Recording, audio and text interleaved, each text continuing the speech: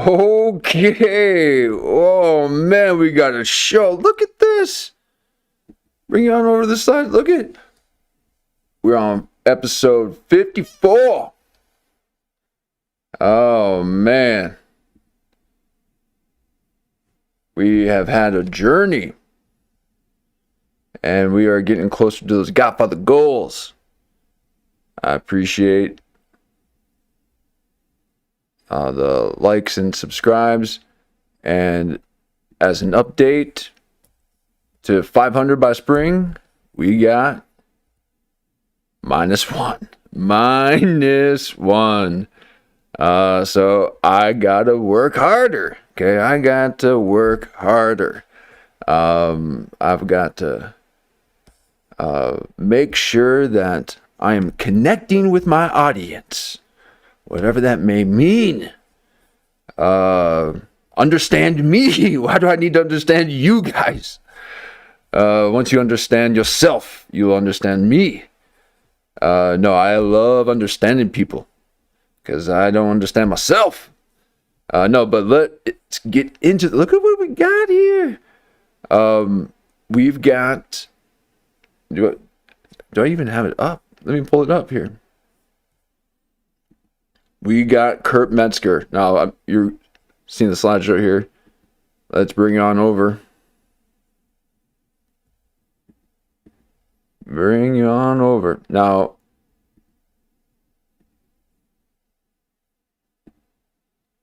make sure I got the right one here.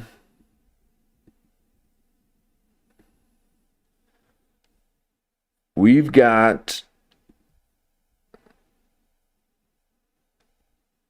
a Kurp Metzger drop 2 days in. This thing is nearly 3 hours. Okay? That's going to take some time, folks. That's going to take some time.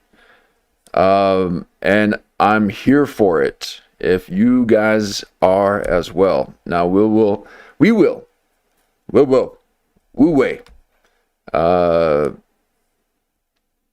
will navigate these Kurp waters, and let me get these Jason Banner Burmis ads out of the way here.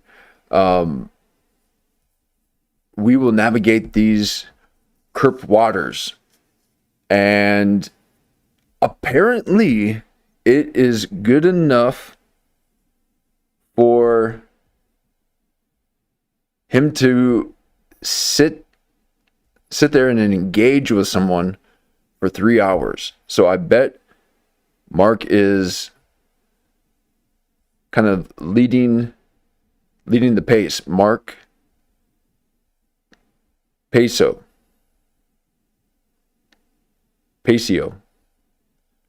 Mark Passio. Yeah. So we got a lot to cover here. A lot to cover. And we got a few in the pipeline. Look at this. Look at this, guys. Okay, but I want to get right to it. Because I know you people watching after the stream want to get right to the content. You never let me talk, do you? It's my show. Oh, but I do it for you. So, no, I do it for me, and it's your show. But appreciate the comments, likes, and all that, and we'll get right into it. We are a live stream commentary, and we will watch along. That's it. And just discuss our own theories.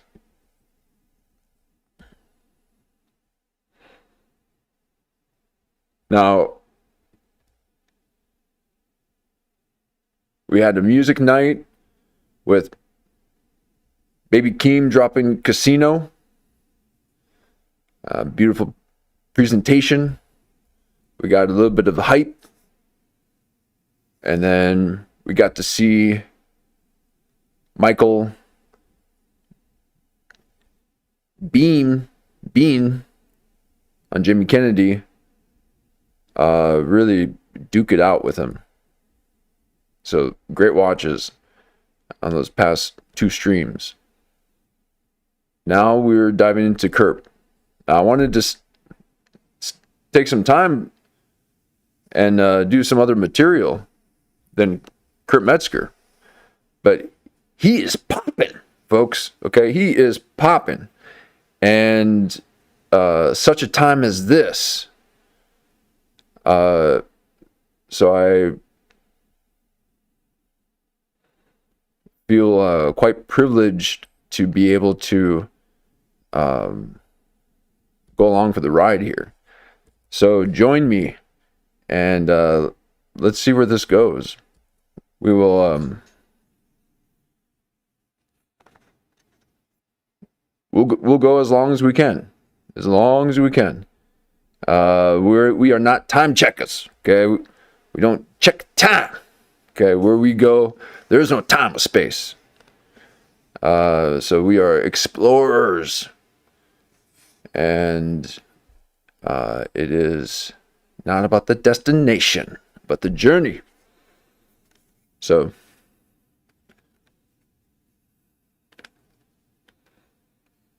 now,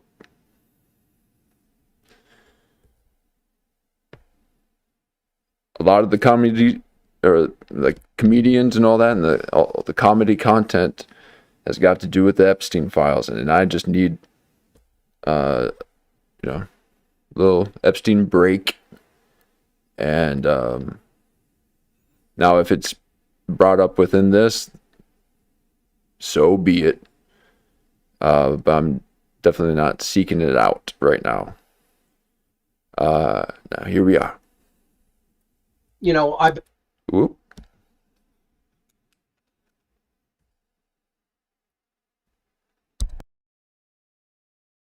been talking about this for 2 decades, and most people, don't want to even have this conversation. Now, suddenly, funny you should say that, Mark. More open-minded. Yes, go ahead. I just got to fight with my friend about having a conversation like that. Right. I mean,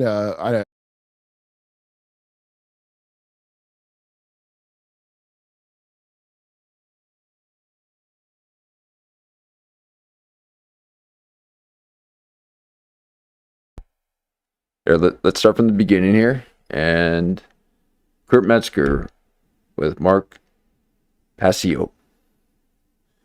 I have not seen any of Mark's stuff. I don't know if he's been on the show before. All right, here we go. Yep. Oh, yeah. Oh, the volumes.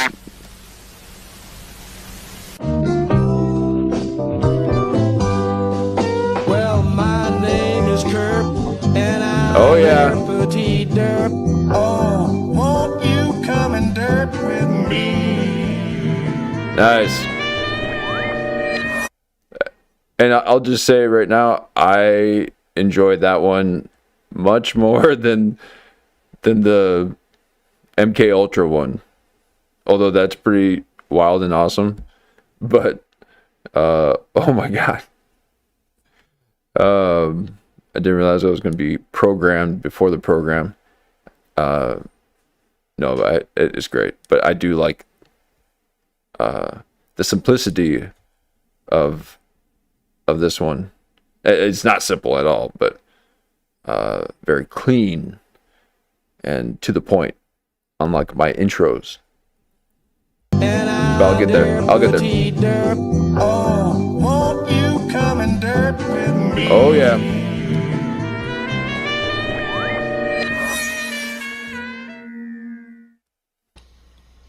okay. Hey, where's the preview that we're supposed to show of the Netflix thing? Where is it, Mark, Mark? put the sewing needles down. Mark. Play Oh, we got a Mark. player like right out. It's not loading. the media. Oh, welcome to the Derp with Kurp. While we waiting for this freaking Oh, thing my that we wanted to play in the beginning. And Mark did this last time. He wouldn't start on Kurp like this. He started on the multi-screen. Like, come on, Mark. God, what are you doing? How close are we to playing this? should I just introduce the dude, or can we play this wonderful Netflix sponsor that I got for us? Because Netflix doesn't fuck around with people that don't have their tech in order. That's what I was told, point blank. No, it's just go with the intro. We gotta. It's it doesn't work. Is how you telling me? Oh my gosh, Kurp, seriously, you gotta lay down the, I don't know what you gotta do, but you gotta get Mark in line, okay? Get Mark in line. Otherwise, have him walk the line, all right? He's been doing this too much. There's too many of these little mishaps that seems like a inconvenience to Mark. Something that Mark just isn't quite ready to get to yet. And almost withhold it from you just to make you beg. So why don't you pay him? So he quits playing these mind games with you, Kurp. It's not fair to all of us. Pay the poor lad. He clearly needs it. He's sewing his own clothes during the show.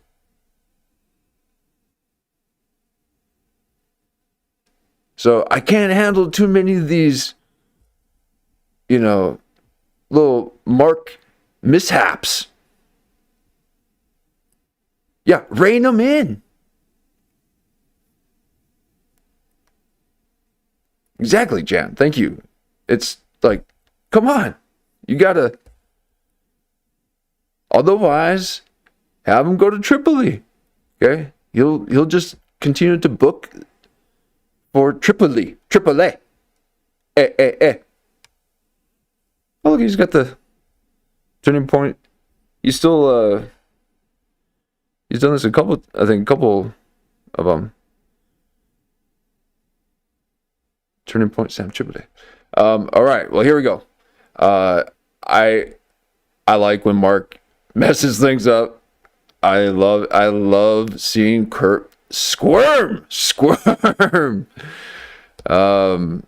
So this is gonna be a fun one, I can tell. Well, that's the first derp of the episode, so I guess that's good lerp for that. We got a derp. Anyway, hey guys, guess what? The Epstein files are out. A Mark mishap. They're not good. Well, no, they're not. I've been corp shamaning ever since then. That's why I decided to do an extra special derp this today, because Thank you. Bring out this guy that really put me onto a lot of stuff that you should be put onto. Okay. He was a former priest with a grotto of the LeVay Church. You know, LeVay, the dope with the bald head, not the other one with the weird eyebrows. And he does exoteric lessons and exposes all their stupid secrets, and I love it. I love his whole thing. So let me bring on Mark Passio right now. Well, you just blew his cover. Mark, because I know you're a guy who rails against a lot of shit that I really like somebody railing against.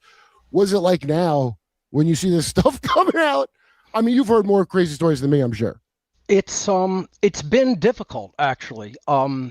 People might think that I feel really good somehow about seeing these types of revelations come out publicly, but quite frankly, for would you rather have them in private? This is a and situation. Yeah, right. You know, you're like, not wrong. yeah, it's not a surprise to me. I've been talking about what Satanism really is and the activities that go on behind the corridors of power for 2 decades. Going on 20 years. This is my 19th year of doing this publicly, and I've known about what's going on behind the scenes for a lot longer than that.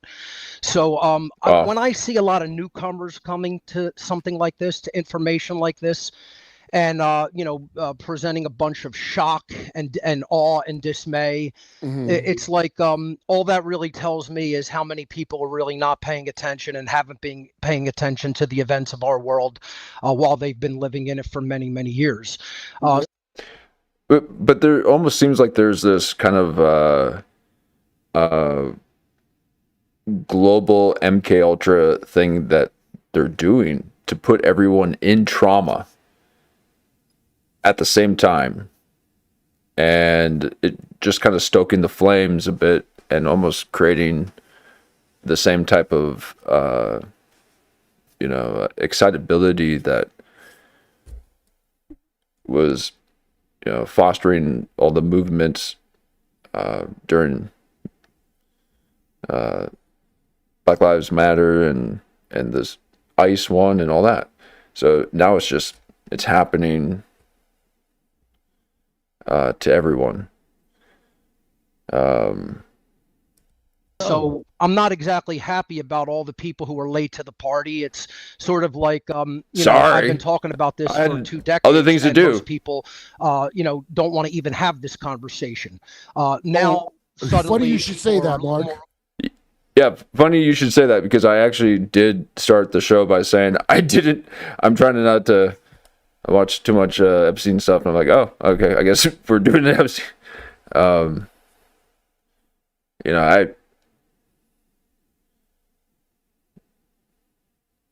There's one thing that I saw that man. I could tell that it was starting to really bring up emotions, and I'm like, what is happening? I never have emotions. Get on out. Get. So how dare you invoke emotions? So there's something happening. There is something happening. But even just this global revelation, and then all the things that are out of it. They mentioned Jared Leto. We've been mentioning Jared Leto, and Jan actually, after we had mentioned a couple of times, said we should do a deep dive in Jared Leto. And now things are coming out about Jared Leto. Like this thing, like someone emailed Epstein, he did well, or he did well. And I had told you in those earlier streams, he would walk around with that head at the award shows. So I'm like, okay, what are we doing? And they're wearing meat dresses and all that stuff. Oof, come on. They want to start a war. Open-minded. Yes, go ahead. I just got to fight with my good friend about having a conversation like that. Right. I mean, as you could imagine, I'm a little pushy, but I'll get into a little bit of a purity spiral, Mark, when about pedo cannibalism. I tend to go into a purity spiral. Just a bit. I let best be the enemy of good, I guess. So just explain. And I'm not going to pause over Kurp too much here, but I want to. One thing I like is that he does laugh. And I think it's important to allow yourself to laugh at the absurdity and the immensity of it. I believe anyone who does, like law enforcement or things like that, they have like this sense of humor that might seem a bit dark, but it's a coping mechanism to be able to manage the trauma that they go through by witnessing the things that they have to see. So that is why I like comedy. That is why I like to laugh. I like a little bit of, the truth and the tragic, and makes the world go around. And what it is in your words. You do better, I can. Sure. I mean, I've talked about my background a whole lot, and what people will definitely misunderstand about it is the very first thing I'll say is that while I had a background in Satanism and the dark occult, and I was involved with the Church of Satan, I am in no way saying that the Church of Satan is the organization that runs the world. Far from it. They're very low level. They're there to interface with the public and bring up people with certain characteristics that they feel that they would be capable of grooming for the wider satanic network, which really does have worldwide involvement at the tops of just about every world institution. And the other thing is people have to really make an effort to truly understand what Satanism is from an occult perspective and from a mindset point of view. That's what really has to be understood. This whole idea that Satanism is about the worship of the Christian devil is nonsense. It's from them. Yeah, the reason Satanists want to identify with the archetypal symbol of Satan, and the reason they want to put people onto those whole trappings and that general symbolism and aesthetic is because they want religious people to believe that they're devil worshippers, and they don't want them to understand their true mindset. And they want atheists to hear the word Satanism and then associate it with religion. And then they don't understand the true mindset of Satanism. It works. It's a very simple dialectic that they put people into, and the people who buy into those nonsensical dialectics of both religion and Satanism, and atheism, both fall into the dialectic and believe what the Satanists want them to believe. They're playing a mind trick on them like they do just about everything else, and most people, quite frankly, just aren't intelligent enough or psychologically sophisticated enough to understand that dialectic and understand how it's being played against them. Well, I mean, they also poison us. They also are slowing you down with poison. Yeah. In the air, the water, the food, the so-called medicine, Yeah, I got to think about it through my school shooter pills, Mark. Right. So, you were telling me the people that are really into a real thing when it gets heavy like that, and I've heard this from other people, they call it the old religion. Nobody says Satanism. Yeah, inside, that's what they will refer to this mindset and ideology. They call it the old religion. That's about it. They don't really refer to themselves as Satanists as such. The other thing that I have to tell people is, like, when I explain to people my background, the first thing they'll do is say, well, that person can't ever be trusted. And let me explain what that means. When people take that mindset about somebody who's a whistleblower, who came from another team, who came from another side, saw the error of their ways in life, and then tried to make course adjustments and corrections. When other people say, oh, a leopard can't change their spots, once somebody thinks a certain way, that's it forever. Once they're on one team, they're just committed to that team forever and they can never change. Let me explain what it really means when people take that mental attitude, because I can guarantee there's a ton of people that'll be listening to me today that'll take that mental attitude. I know. What it really means is you don't think you can change. Don't ascribe that to other people, because other people are capable of changing through hard work and an effort of their own willpower. Yeah. What it means is you don't believe you're capable of changing because you're weak and lazy. That's what it really means. So don't ascribe that to other people. Ascribe that to yourself. Yeah, and that's just projecting. You're projecting your insecurities and your level of living onto other people, and you're putting limits, and unnecessarily so. Okay, limitless. We create the resistance to achieve flight.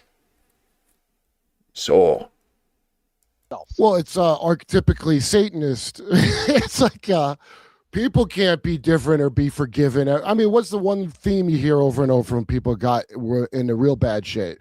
You can never be redeemed after this. No one could ever forgive you, and you can never be good. And that's to let you know there's no point in snitching, because you're bad forever. That's why I don't get these. I would watch these mafia podcasts, and I like them. I want to hear the stories, but they try to make you sympathize with the mobsters against somebody that snitched on mobsters. I'm in the mob.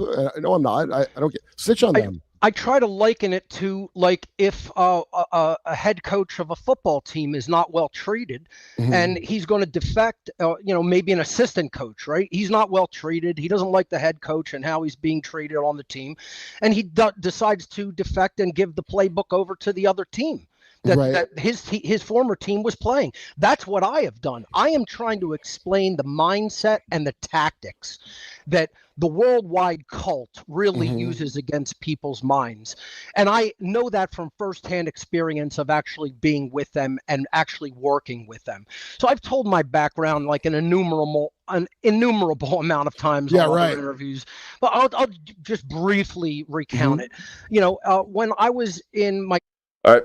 So this is going to be a good one. Now we are, for the people who just joined us, we are doing a watch party, and we are watching Kurp Metzger's latest Derp. It's a 3-hour one, and it's going to be awesome. So we're going to commentate on it and talk about the ideas that they are discussing. If you'd like to go watch the source, it is in the description. But please join us in the chat and we can discuss these ideas. This is going to be a good one. Grade school years, I became very disillusioned with Catholicism, which is what I was brought up in my family background in South Philadelphia, an Italian background. And, I just became very disillusioned and angered at what I felt was the lies and hypocrisy of the church and just religion in general, organized religion. I became very disillusioned with it in my youth. So I sought out the opposite. And I started going to bookstores and occult stores and buying books on different ideologies and different occult systems. And I came across LaVeyan Satanism, and I felt like this is getting about some as incense. close to the opposite of the religious mindset that I was brought up in, And so I fully espoused it. I latched onto that thinking, well, if this is the opposite, then there must be truth to it. A lot of people's mindset works like that. They realize something is a lie, and then they run into the arms of the opposite dialectic, thinking that like that's the answer. And often that's also not the answer. It's another dialectic set up to just lead you away from the truth. And that's what really Satanism in the form of LaVeyan Satanism is. And when I say Satanism, I don't just mean LaVeyan Satanism. When I say Satanism, I'm talking about the world system of Satanism. Yes. What Epstein is only a very minor, small part of, that goes way beyond someone like Epstein. Wait. Encompasses much You mean more. all of your visible world governments? This is the thing. The network you're talking about is very apparent. It's everything you ever see in your whole life. It's not a secret. Our society is one big satanic ritual. What does everybody think? They just did a genocide in front of your dumb faces for the last 3 years. They take all your money. Remember, they starved 500,000 kids in Iraq. And was that worth it? I think it was. But I have a little brain. It's one of the things I want to talk about is what is the satanic system on the earth? Because there is a universal system that is put in place to direct things and move things forward in evolutionary progress and consciousness by the creator of the universe. And, I do accept that there is a creator and a creative force that underlies everything, an intelligent underlying creative energy that underlies all consciousness and everything that we see and all laws of the universe. So that's the first thing. If you want to just word it that I believe in God or I accept that there is a God, I'm okay with that language. So would that be, the laws of nature, just Earth, like this force that is, it's like wind. It's unseen, but you can see the effects of it, and it travels throughout the planet. And it doesn't stay in one place, and it can dissipate if it's trapped in corners,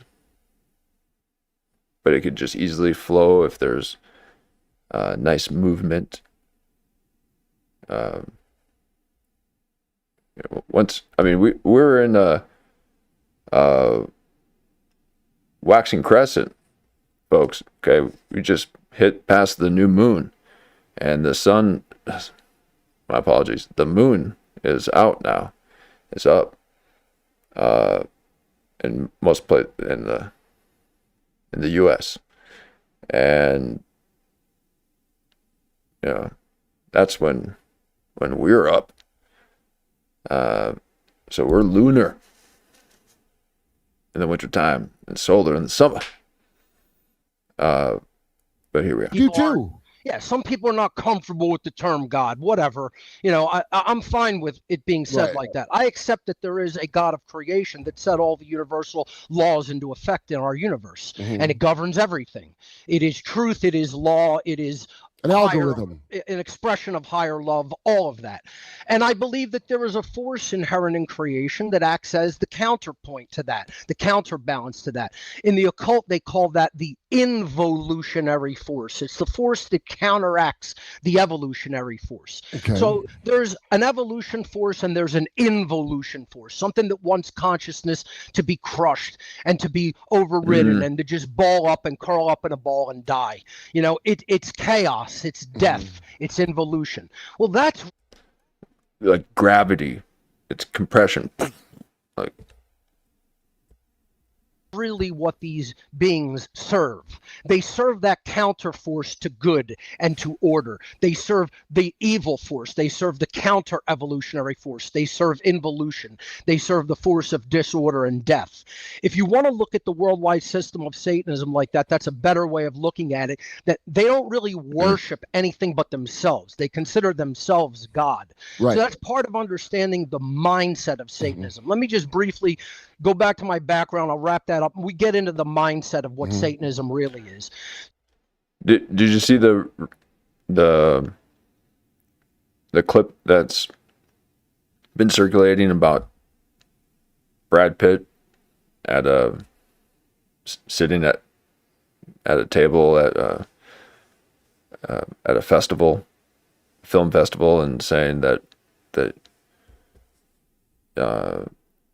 he wanted to contribute Satanism to his success, somewhere along those lines.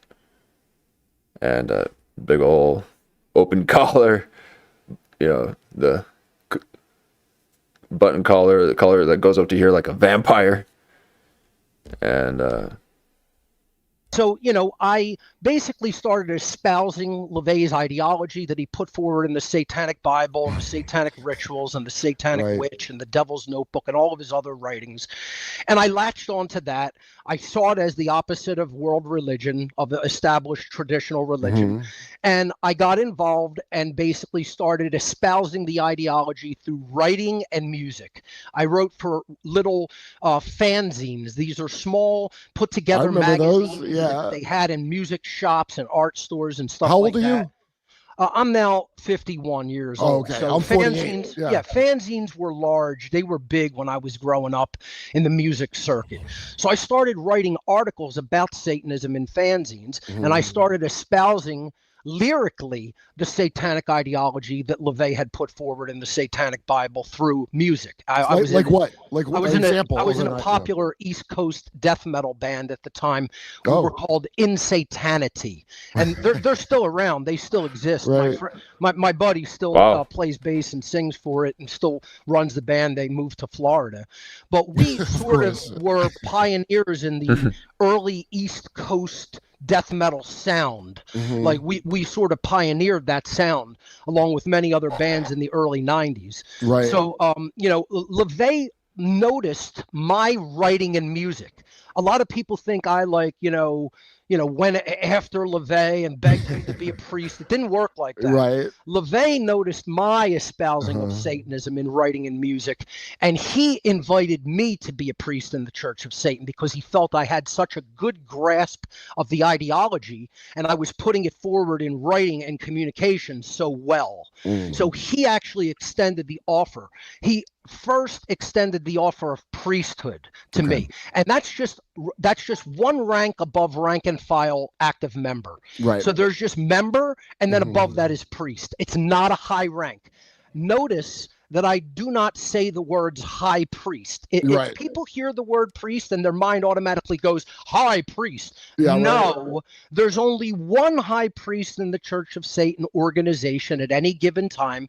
LaVey was the high priest at the time. This was 1996. He died in 1997, I believe, late 97. And he gave me this priesthood which is just one rank above member. Above that, there was magister, which is like a lieutenant for priests. It's like a governor for the priest class in the body of the Church of Satan. Above that, you have what's known as the Council of Nine in their ranks. The nine. Okay. Which is a governing body of 9 people that directs day-to-day operations in the organization. And then above that, you have the high priest, who can overrule anybody's decisions and set the course for the organization in the way he sees fit, because it belongs to him. So that was what LaVey was. He offered me the role of priest. I accepted it. He subsequently offered me the role of grotto leader. He wanted me to lead a coven, which is what they call covens in Satanism, in at least LaVeyan Satanism. They call them grottos. Now, another thing people will always get wrong when I talk about my involvement in the COS is they don't know that I used an assumed name.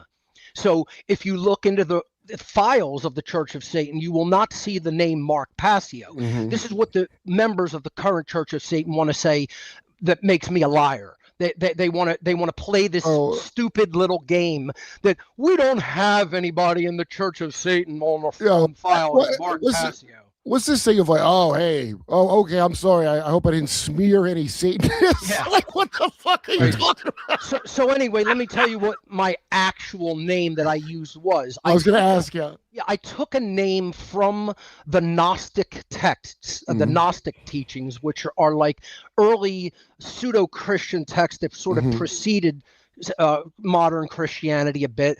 And essentially, I took a name of the demon from one of the prominent Gnostic texts known as the Pistis Sophia, which means the faith wisdom of the Gnostics. And the name was Rokar. And Rokar was a cat demon. It was a multi-headed cat demon in this book, the Pistis Sophia. And I am born under the sign of Leo in the zodiac. So I took the name of the cat demon in Gnosticism, which was Rokar. I spelled it slightly differently than the version in the Pistis Sophia. I spelled it Rhochar, pronounced Rokar. So if you look into the Church of Satan's records, they will definitely have Reverend Mark Rokar listed in their registry as a priest of the Church of Satan, given the appointment March 19th, 1996, or it was either 96 or 97. I'm blanking on the exact year, but it was around that time period in the mid 90s to late 90s. And LaVey himself signed that appointment. I showed it on my podcast. Well, I have a question. Yes. Okay, so is that a kind of common practice in that church? Because now that I'm thinking of a couple, like when somebody has the name Faust, for example, and they're like, is that a common thing people do? Yeah, and they I would say so. Yeah. In today's COS, they want your legal government, legal name. I guess because they maybe got tired of trying to track what was an assumed name and what was not. But back when I applied, there was no such requirement to have any kind of ID or anything like that. Right. I showed all of my credentials on my podcast. It's very obvious that they're genuine. They're signed by LaVey himself. I got a letter written by his then partner, Blanche Barton, who wrote one of the books about the Church of Satan called simply The Church of Satan, sort of a history on the organization. She was, LaVey's partner at the time. And, he offered me subsequently a grotto leadership is what I was getting at. And I turned that down. I said, I do not want the responsibility to be a grotto leader. I was too involved in my band at the time. We had just gotten signed to a record label in Greece. We were trying to set up tours and things like that. And I just didn't want the responsibility to run a grotto organization. So I respectfully declined it back then. I was very, very excited that he offered me something like that back then. I have no reason to not believe him. I turned it down. And I told him why. And, he basically then just gave me some contacts of other grottos that I could partner with, attend, see what they were up to, network with in my tri-state area. Right. I subsequently went to some of those grotto organizations and meetings and rituals in my tri-state area, and I really then began developing a wider understanding of what Satanism truly was. I realized this is not just some occult information about human psychology that'll give you a little bit of a leg up on your fellow human being. That's egotistically what I was very interested in at the time, what attracted me into occultism in general. And when I did start attending some of these meetings and rituals of these grottos in my tri-state area surrounding the Philadelphia area, I realized that there were people there attending satanic rituals and grotto meetings from every earthly institution of any kind of significance and power on this planet. And I mean high-level people, principals of schools, judges, circuit court judges, politicians, law enforcement, captains of police forces, people involved in the media, you name it, you name the institution, education, law enforcement, politics, banking, military.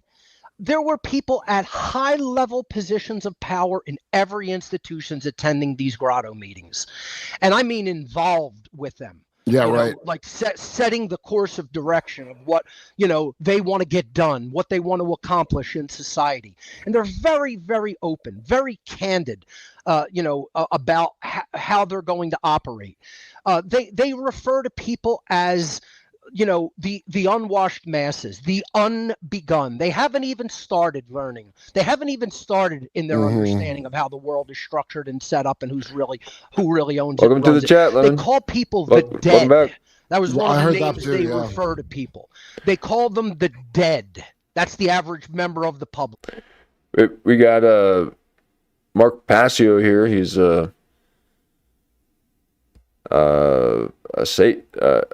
an ex-Satanist, mid-level Satanist, and he's talking about how crazy it is. And I think he's either caffeinated or on Adderall, because he hasn't stopped talking for the past good 20 minutes here. Now that I stopped it, let me check the quality here. It looks like it's at 720. All right. Yeah, let me check the speed. I had one that was playing at 1.2 speed without even knowing it. I thought Jamie was having a crash out. Jamie Kennedy was talking super fast, but it was on my end. That's what they refer to, like, listeners of a show like this. That's what they refer to people who attend church every Sunday. That's what they, refer to all the voters out there. We're going to change the world by voting in somebody new. Right. All the ignorant people out there, they just call people the dead.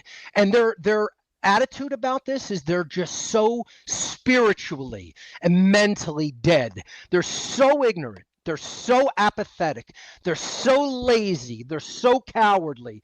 They so haven't even begun on what's truly important in life, and in really getting their head out of the mind control and really understanding how things really work in the universe and all around them in their own lives, that they might as well be referred to as non-living entities. It's easier to victimize them then also. Exactly. That helps them to justify all the evil, vile things they're going to do to people throughout the rest of their own lives. And they just call them the dead, and they say, we're not even doing this to living people because look at these people. Do you think that's alive?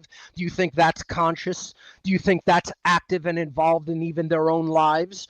In a way, I gotta say,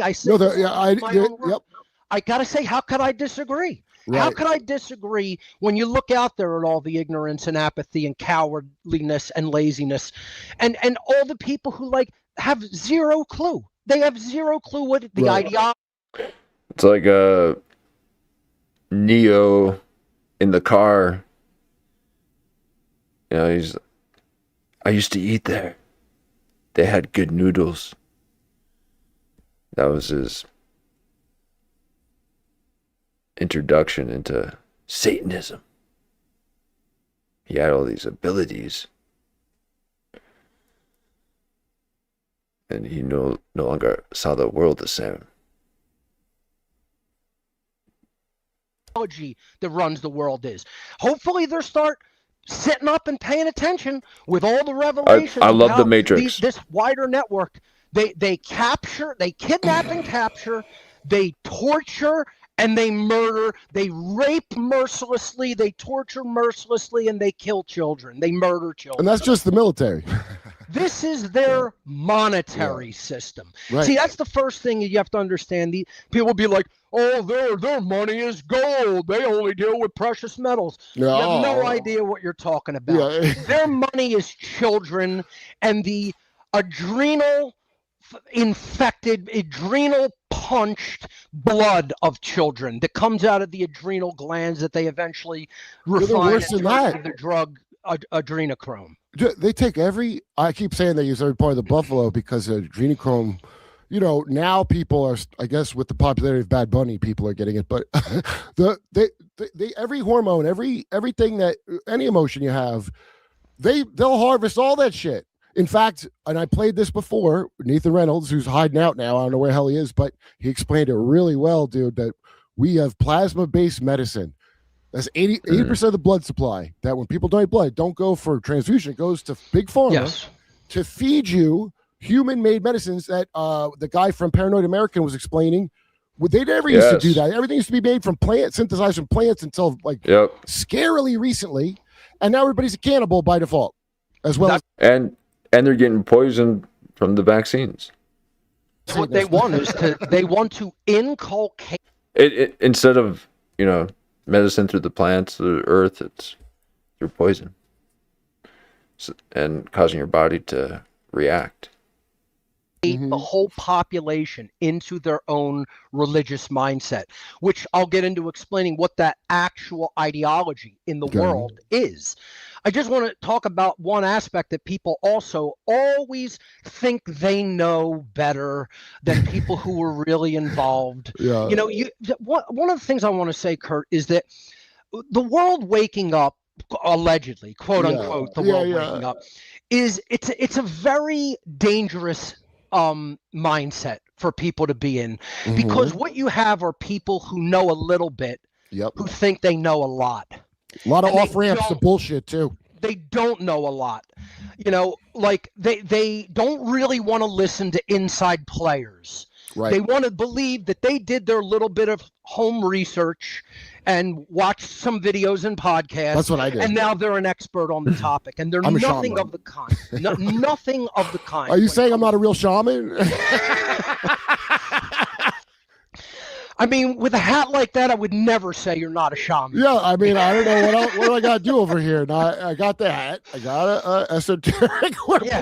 I mean, the hat, the pipe. I mean, you're a shaman. What and else I got this from Scott Horton. Stole wearing hats from Malice. I stole having a pipe from Scott Horton, who, by the way, is just like how you described. Saying Satanism triggers his love of heavy metal, and he can't think about how it might be influencing government, even though he's like really right about so many things. He told me I have a blind spot about that. I'm not saying that some metal bands don't really talk about Satanism, but most don't. Most metal bands are warning against Satanism. I mean, you go and check out some of Black Sabbath's lyrics. I mean, they were telling people stuff like this was going on back then. You know, when they first came about. Well, I think they're what do you call it? What's the guy's Michael Hoffman's the revelation of the method. When Noam Chomsky, when I saw his ass with Steve Bannon at Epstein Island chuckling and having a good old time, I go, because I never thought he always talked out of both sides of his mouth, but manufacturer consent is accurate, 100% accurate to me. And so I'm like, well, how are you this accurate and you understand and you're a linguist? He can't get past his leftism, his leftism disease. Well, also his pizza addiction, I'm sure. It's like a lot of people can't get past Yeah, their it's right-wing blackmail. disease because it's all the same Yup. thing. It's all part of the same satanic. Always a pill. I always got to take a red pill or a blue pill or a black Yep. pill. As long as it's alchemy, I guess Yep. it doesn't matter. God forbid, don't take the gold pill and actually get your mind straight, though. Don't Is that get drinking on my the own pee? active Because- okay. battlefield. No, I mean the true system Yeah. of alchemy of really That's bringing right. your mind up to a higher level of consciousness and understanding what's really taking place. Yo, Mark, I would not even. The reason I found your shit is because I've been on Jimmy Dore's show for a while, and Jimmy doesn't even know you. I want him to interview you. I was going to say, Yeah. what's Jimmy's take on all of this? Is he sort of starting to understand, like, Yeah, Jimmy will trying look to at- understand Satanism? This is why I love Jimmy, dude, because the dude will just look at evidence. Of all the friends I've ever had, and the majority of them, okay, it's always a minority of them that will just look at evidence right when you show it to them, and they don't have like a plaque encrusted Right. position where you have to go. Because left and right, let's face it, I think maybe You're you start starting examining from that matrix, below that zero. dialectic. Yeah, you're starting from below zero. You got to work your way up to zero. Yeah, yeah. Yeah. And so because I Yeah, Jimmy does lately seem to be open to, discussing other things. I can see that. was in a doomsday cult growing up, when I watched your lectures about how the satanic system worked, we were taught that. I mean, 100%, we were taught the whole world lies in the power of the wicked one, and that all the governments were part of it, and none of them were God's kingdom. My mother's a dissolution Catholic that became Jehovah's Witness. Honestly, Catholicism is like a seed thing for a lot of other breakaway sects and cults. The Yes. disillusioning of children. It's Yes. almost like that's their job. And so, I now, what I believe is I can't even believe what I believe now. Like now that you see the depths of He's and it was- spiritual. so I already was raised understanding that this is evil, but I still didn't get it until I was on Jimmy's show having to look at the news. And You he's got to not- see how things are interconnected. That's the key of a lot of it. I need to ping A lot of information people- off other things. Yeah, they don't do enough eclectic research to understand how things are That's connected. schizo. Don't be schizo. Another thing, No, it's just having a broad range of knowledge, like old Carl Jung. Okay, that's why he could crack the code. He knew things outside of sports. people do. I just want to say for skeptics, hardcore skeptics that are unwilling to listen to somebody just because of their background, two things. Number one, when you're involved at a low level, which I admittedly was, I'm never telling people I was involved at the highest levels of the Satanic network. I would be lying if I said that. I was involved at a low level where they bring you in, they want to vet you, they want to see what you're willing to do, they want to basically psychologically vet your characteristics of your personality and psychology. And they did that a lot with me. And I feel Like like how? Like, is there an example of a test? They did? yeah, they gave a lot of small tests, like first of all, putting you on to some information and seeing if you would go out and like try to learn as much about it on your own. Another thing that they did, and they saw that I would definitely do that. I would like do it like to the point of almost obsession with Right. That's what researching I the do. topic. Yeah. They would also give you little tests to see if you would betray them. One of them would talk a whole bunch of crap on another. And they would then just let you have that information and sit on it and see if you would repeat to the other person what the other person just said about them. So they talked crap on each other, and they would want to see if you could keep a secret. And I was a vault. I never said one word, never passed one thing from one person to another. And when Where was this at? Was this at like some, like you're going to a weekly service? Is this like a yearly thing? How are you around them all the time, and how are they testing things? they saw that and realized, hey, this guy can keep his mouth shut, that's when they bring you up a little bit and they start talking about, we're going to start grooming you for this or for this organization. They talked about the organization called the Club of Rome a lot. Really? For me. because they felt like I probably would have been a good fit with advancing eugenics, which is one of their tenets. That's one of their main ideologies is eugenics. And back then I had the mindset that, hey, we do have to cull the population. Right. You know, I was right in with them ideologically, which again, we have to talk about what their ideology really is and how the bulk of the human population also adheres to their ideology. A lot of the people listening to this show right now, or who will hear this podcast, are Satanists, and they don't know that they're Satanists. Right. You can be a Satanist, a de facto Satanist, and not know that you are espousing satanic mindset and ideology. And that's most people in the world. Most people in the world have been inculcated into the mindset of Satanism without even knowing it. Well, you know why? Because you're trained. The thing that Jimmy always would talk about on the show was like, why are you always mad at your neighbor, and why are you not looking upward at your leaders? Right. When Trump betrayed everybody who thought he was, I had some hope. I didn't have no faith, obviously, but when he betrayed everyone almost immediately, and then it switched from him being with you to, are you still loyal to Trump? No, I was never loyal to him. I thought he works for me, motherfucker. What are you talking about? Yeah, but you just said that he betrayed you. So betrayal is only through some kind of connection and association. I don't feel betrayed. Okay.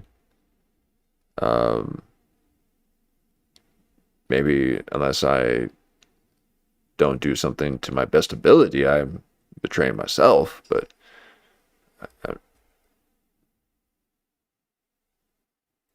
not being betrayed by someone who doesn't know you. There you go. Most people who are really paying attention know politics and voting is not the answer. It is actually part of the system that I'm talking about, and don't put their faith in any political so-called leaders or politicians. And it's all part of the same system. Go by actions. What do they actually do? What is somebody actually doing in the world?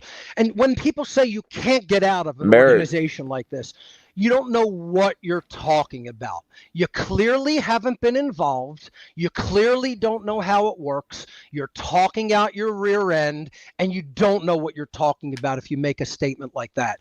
As a matter of fact, they mostly don't care about who comes and goes, especially at the level I was involved in. Wait, do they get mad if you quit at Hot Topic? No.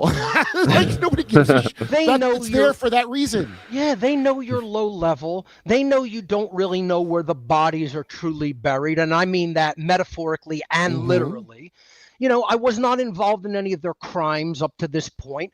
They're still psychologically vetting you and seeing how much you can be trusted with, perhaps, sensitive information.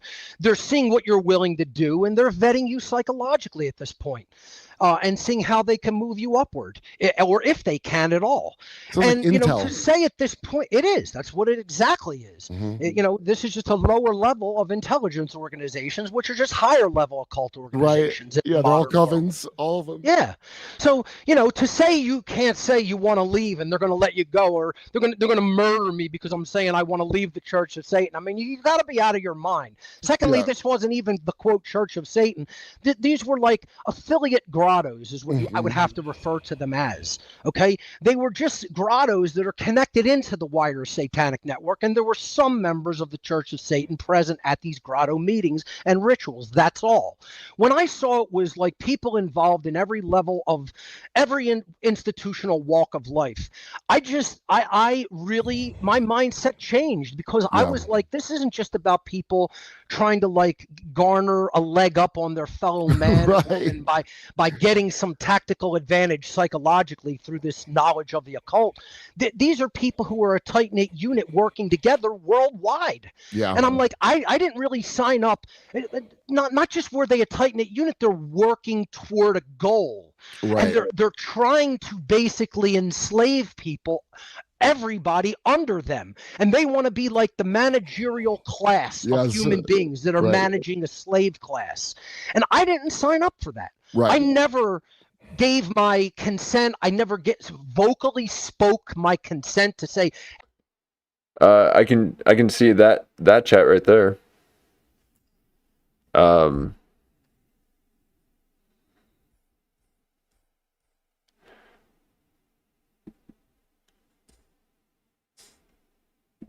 are your chats not going through? Hey, I want to Right. be one of the managers of all the slaves of the world, and I want to enslave everybody and put them under my will. I Right. never signed up to that. Who would want that? When I saw that's what they were about, that's what made me take a step back. I still had enough conscience. I still had enough tiny inkling of a good person left inside of me. And believe me, Oh, yeah. Sorry.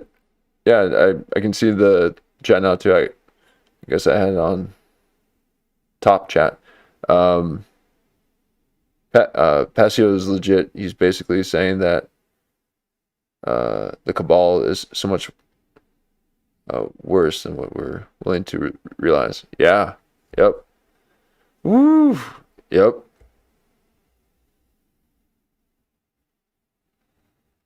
And thank you for noticing that I didn't see your chat.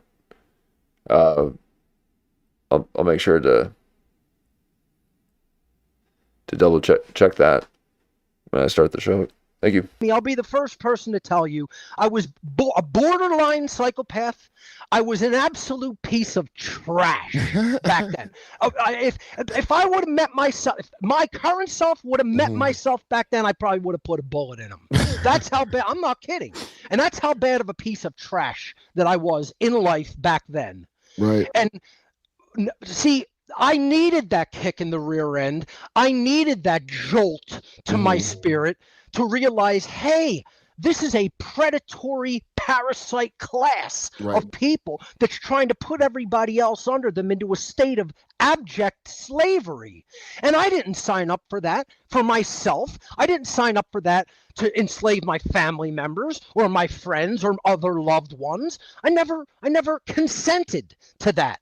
Right. So the little part of me that wasn't an absolute piece of dirt at that point in my life rebelled against that and said, you know what, this isn't what I signed up for. And then I went off into a personal spiritual journey where I recognized I was still a piece of crap at that time. And I had to learn what I had become involved with.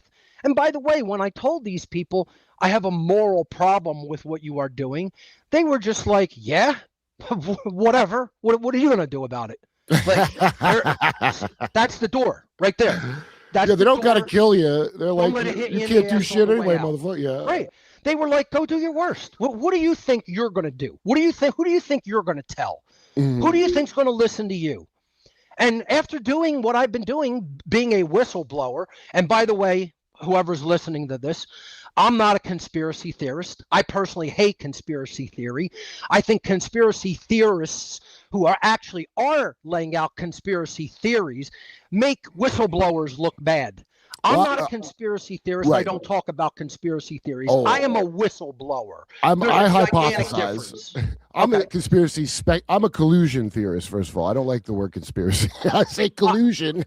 I am a whistleblower, an aggregator of knowledge, and an analyst. Right. I don't like the I love conspiracy theories. These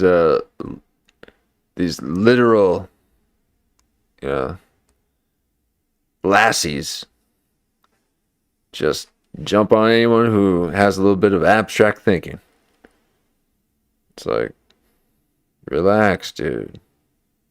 Take a chill. Forget the red or blue pill. You need to take a chill pill. Yeesh. term theorist because I'm not theorizing about anything. I am explaining to people what is in the world. There's no theory about it. I don't know it through book knowledge or other people's relaying of knowledge. I know it through firsthand personal experience. And that's what 99.99999% of all other human beings lack, because they were never involved in an organization or a fraternal brotherhood or a secret society. Well, I'll tell you something, Mark. Zero experience in that realm. And that's why I'm saying it's the optimum to get the knowledge firsthand from somebody that was actually involved and has the playbook. I have the playbook, and I'm trying to give it to other people as a whistleblower. Wait, so it's funny you say that, because first of all, obviously, that's why I like your stuff so much, dude. Those lectures are great. If you haven't checked out Mark Passio's, like, he's got, I mean, I had to watch it in parts. It was like 12 hours, but you could just get. I love that it's just easy to access, and you just tell me the thing, and I don't have to go through. It's great. Thank you. The people what I've learned since I've been, so, we. Yeah, even Jen recommend does very good lectures. Recommend check it out. Almost a parallel way of like, sound like an old comic my age. I was like, I'm not high up, but I met the people, and Right. What I've learned from being around, especially like some of them, sometimes people are overtly Satanist and say they're into it. It's that they've got the dumb, and it just means you're your God. I'm like, well, that's what the world needs more of. Of course, it's not bad. Thank you. But people, especially without going to church, maybe they just went to therapy since they were 5. New York's full of that. They will tell me stories. Everybody's on SSRI, especially rich kids. It's mind blowing to me that the top and bottom. So basically, like my friends, and I they're like old money. They have the lives of the movie Precious, like the top and bottom of society. They don't get enough to eat. They get like Breg's got enough to eat, but they're getting molested by family members. They live in a nicer house, but it's like this weird reflection at the top and bottom, and it blows my. And they're not. They'll tell you stories about their friends, and the amount of fucked up stories that I have about famous people that I'm like, I wouldn't even tell them ever publicly because they're like, I mean, I believe them because when they were told to me, is by someone 9 times out of 10 who didn't understand how bad what they were saying was. Right. That's the scariest thing of all. And this is because they've inculcated the society into that mindset. Yep. And, they have not just the top and bottom, they have the whole society. They have the middle too. They have the middle class wrapped up in their mindset too. So, the first thing is you can leave when you're involved at the level I was involved in. No question about it. They literally said things to me like, you think you're going to wake up the sleeping masses, go do your worst, go tell them what you think you know. Mm-hmm. You'll be mocked and ridiculed. You won't be listened to. You'll be banging your head against a concrete wall for the rest of your natural life until the day you die. And I feel like that's exactly what I've been doing. I was going to do that anyway, Mark. Yeah. I mean, I was already going to do that. I feel like all of the work that I've done up to this point has been largely meaningless. And I'm not saying it hasn't helped some individuals, but the population is so absolutely dumbed down that you have a situation where people have a soundbite. They hear a tiny little bit in one ear, and then they think they're an expert, and they think they know what this is. And until you've really been involved, you've really learned what it is from an insider perspective, you don't know what it is at all. And the other thing that they'll say is nobody can really change their spots. And again, what that is a completely erroneous view of what human nature is, which has to be understood. Explain that. I love that. You tell the commandments and that stuff too, by the way.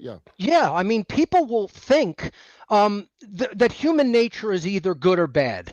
Either like, oh, we're made in the image and likeness of God, and we're generally really good, and or we're totally bad from the minute we come out of the womb. Everything's bad in life. Everybody's just completely fallen and bad, and it'll just keep going on and on and on like that.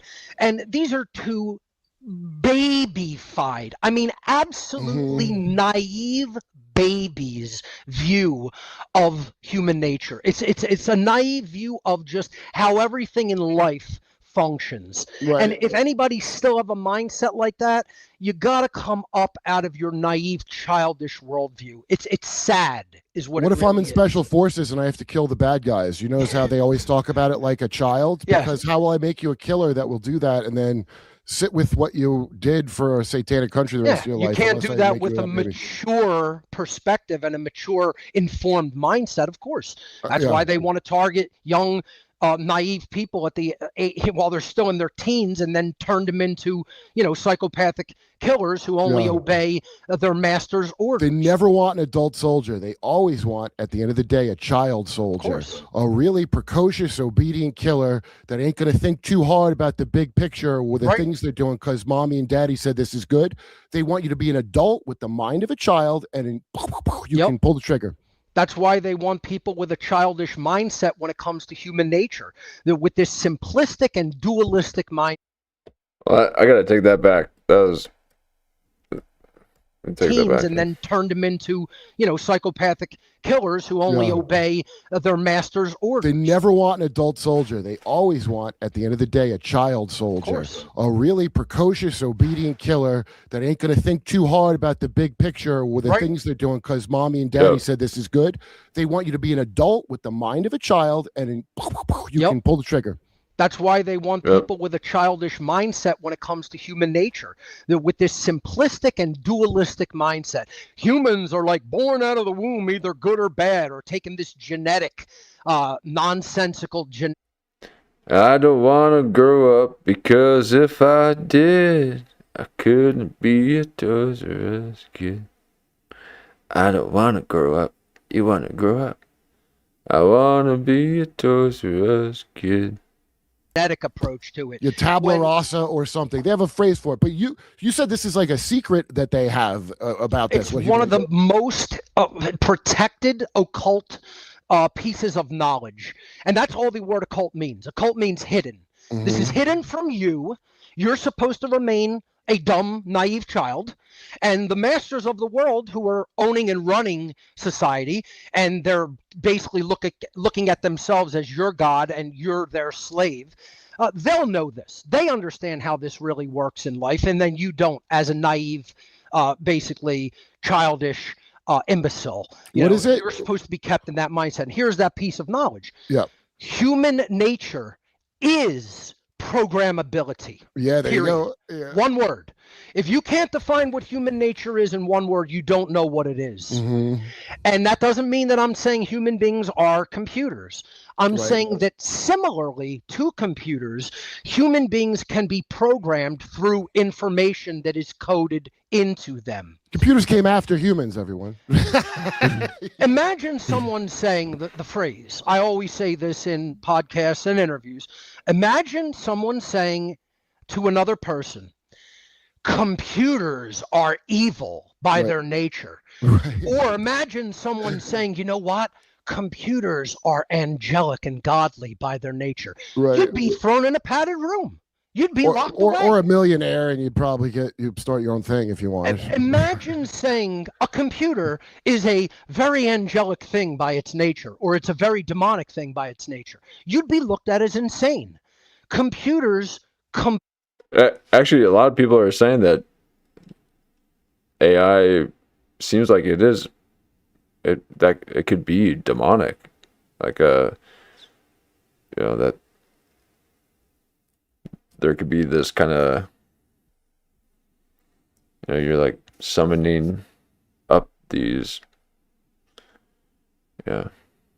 this thing. I don't know. They rearrange structure and output information that is put into it. That's it. It's input, it's processing, and it's output.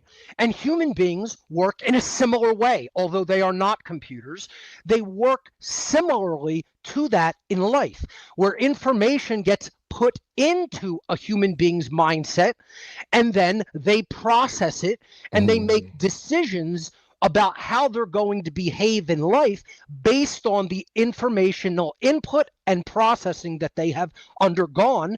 And then that comes out onto the screen of life, the output stage, as behavior in life. This is not difficult to understand, ladies and gentlemen. This should be common sense knowledge, but instead of being common sense and known widely, this is occulted knowledge, that's what human nature is. And this is why Satanists want to hide what human nature is, because they want to be the programmers. They don't want you to reprogram yourself. They don't want you putting unbelievable amounts of eclectically gathered information into yourself so that you can process it and come to understand how the world really works, and then subsequently change your behavior in life to align it with true morality and natural law. That's the last thing the Satanists want. They don't want a well-informed, intelligent society that's capable of critical thinking and capable of the understanding of real morality. And that's what they don't want. That's the absolute enemy to them. Okay, they want people locked into a religious mindset. They want people locked into a political mindset. They want people zealot. locked into an atheistic mindset. They want people locked into a solipsism mindset, which means they don't believe there's any truth to be discovered, that everything is just relative and it's all just perception and there's no objective truth to be discovered. Those are the mental ideologies and states they want people locked into. And that's because there are two systems working on the earth, and all an individual's ultimate decision and will in life needs to be to do is to either align themselves with one of these systems or another. And here's what these two systems are. There is a satanic system on the earth, which is what these Satanists, for lack of a better term, the adversary, call them the adversarial people in the world, the people who are going to champion the force of involution, of dumbing people down, holding their consciousness down, holding it back. By the way, that's what the word religion means. It comes from the Latin relegare, which means to hold back from forward progress. It does? I thought it was religio, and it means, but now I remember what it means. I didn't know that. People want to obfuscate the etymological origin of the word religion. It absolutely is derived from the Latin verb religare, religare. That's where it comes from. And it means binding. And that's why people want to say it means contractual, as if with contractual with God. So wow, they deal with bail. Yes, the binding nature of a contract comes from the Latin term religare, to bind, to hold back, to thwart, to bind from forward progress. And what they're binding you from is truth and higher levels of awareness and consciousness, because that's what all religious systems do. They hold people back from actual cosmic truth, from real understanding of how things really work in nature, which is natural law. That's what all religion is designed to do. And I do not just mean cultural, traditional religious belief systems like Christianity, Judaism, Islam, Hinduism, Buddhism, etc. They are grouped in with the umbrella term I'm using, religion. But do you know what else is religion?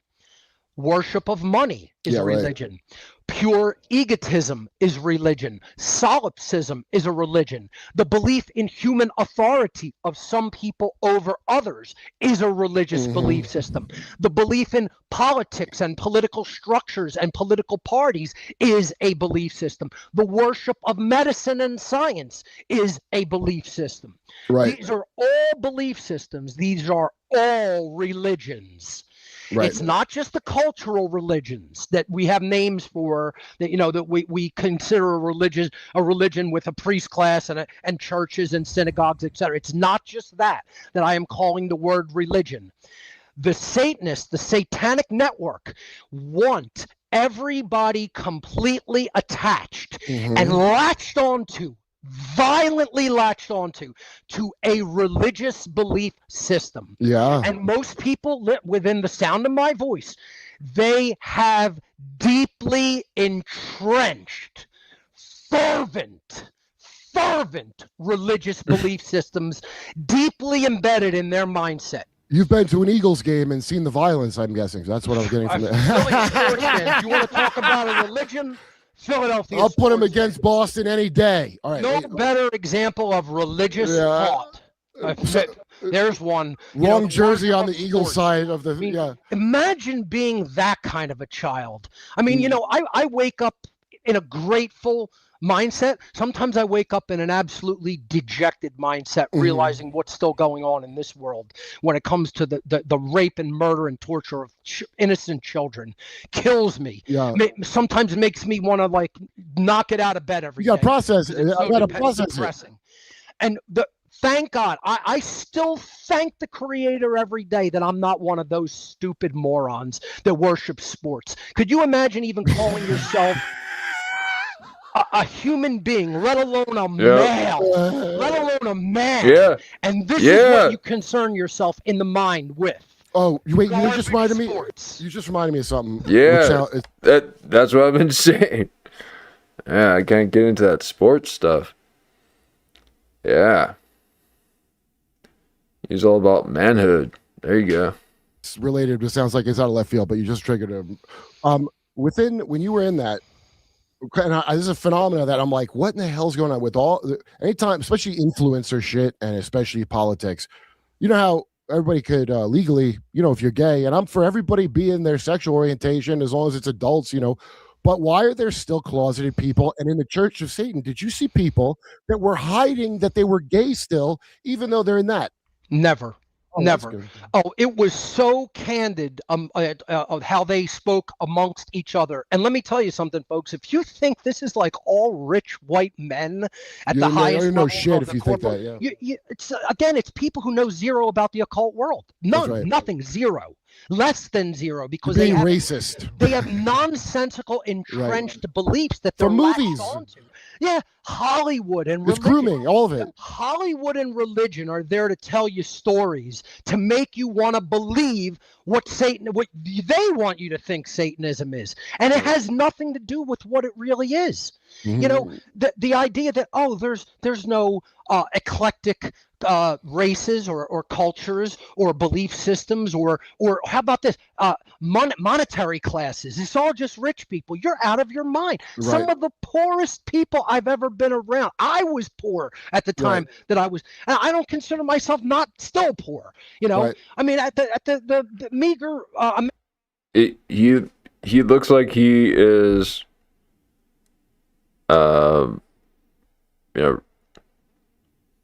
doing this out of his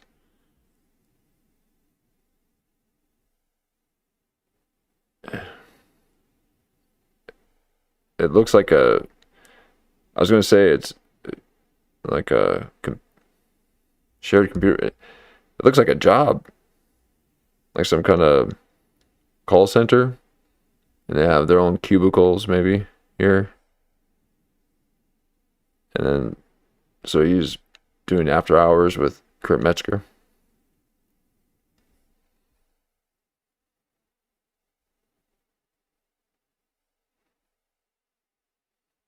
So they got a computer here, here, and here.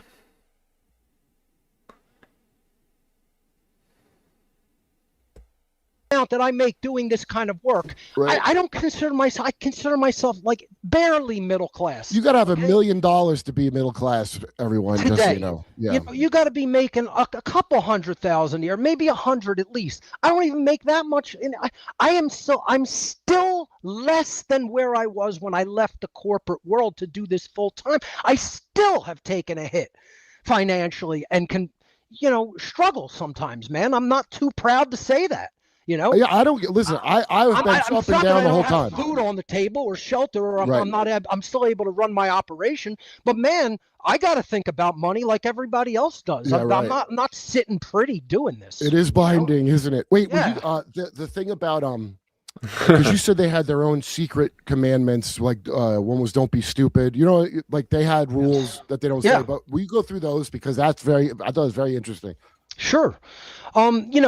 Just wrapping up that this is a wide eclectic variety of people. They come from all backgrounds, all ostensible religious backgrounds, from families that are There's working class part of this. How did Epstein do what he did? How do any of them do what they do? They have servants.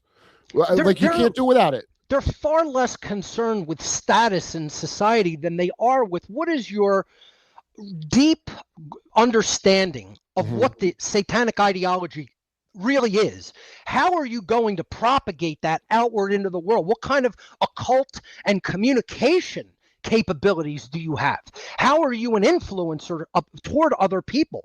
And then they'll set you up in that regard and let you go to the races with poisoning people's mindset and worldview. That's what they really want. Yeah. So you're referring to a document known as the Satanic Sins. Yes. Let me bring it up real quick. Oh, okay, cool.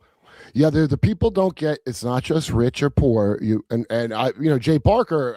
I saw you do interviews with him, and I didn't know Arden, Delaware feeds into Rose something, which is the rich people doing that shit. So Rose Valley, Pennsylvania. It's what he considers an occult center regionally of this region of the country.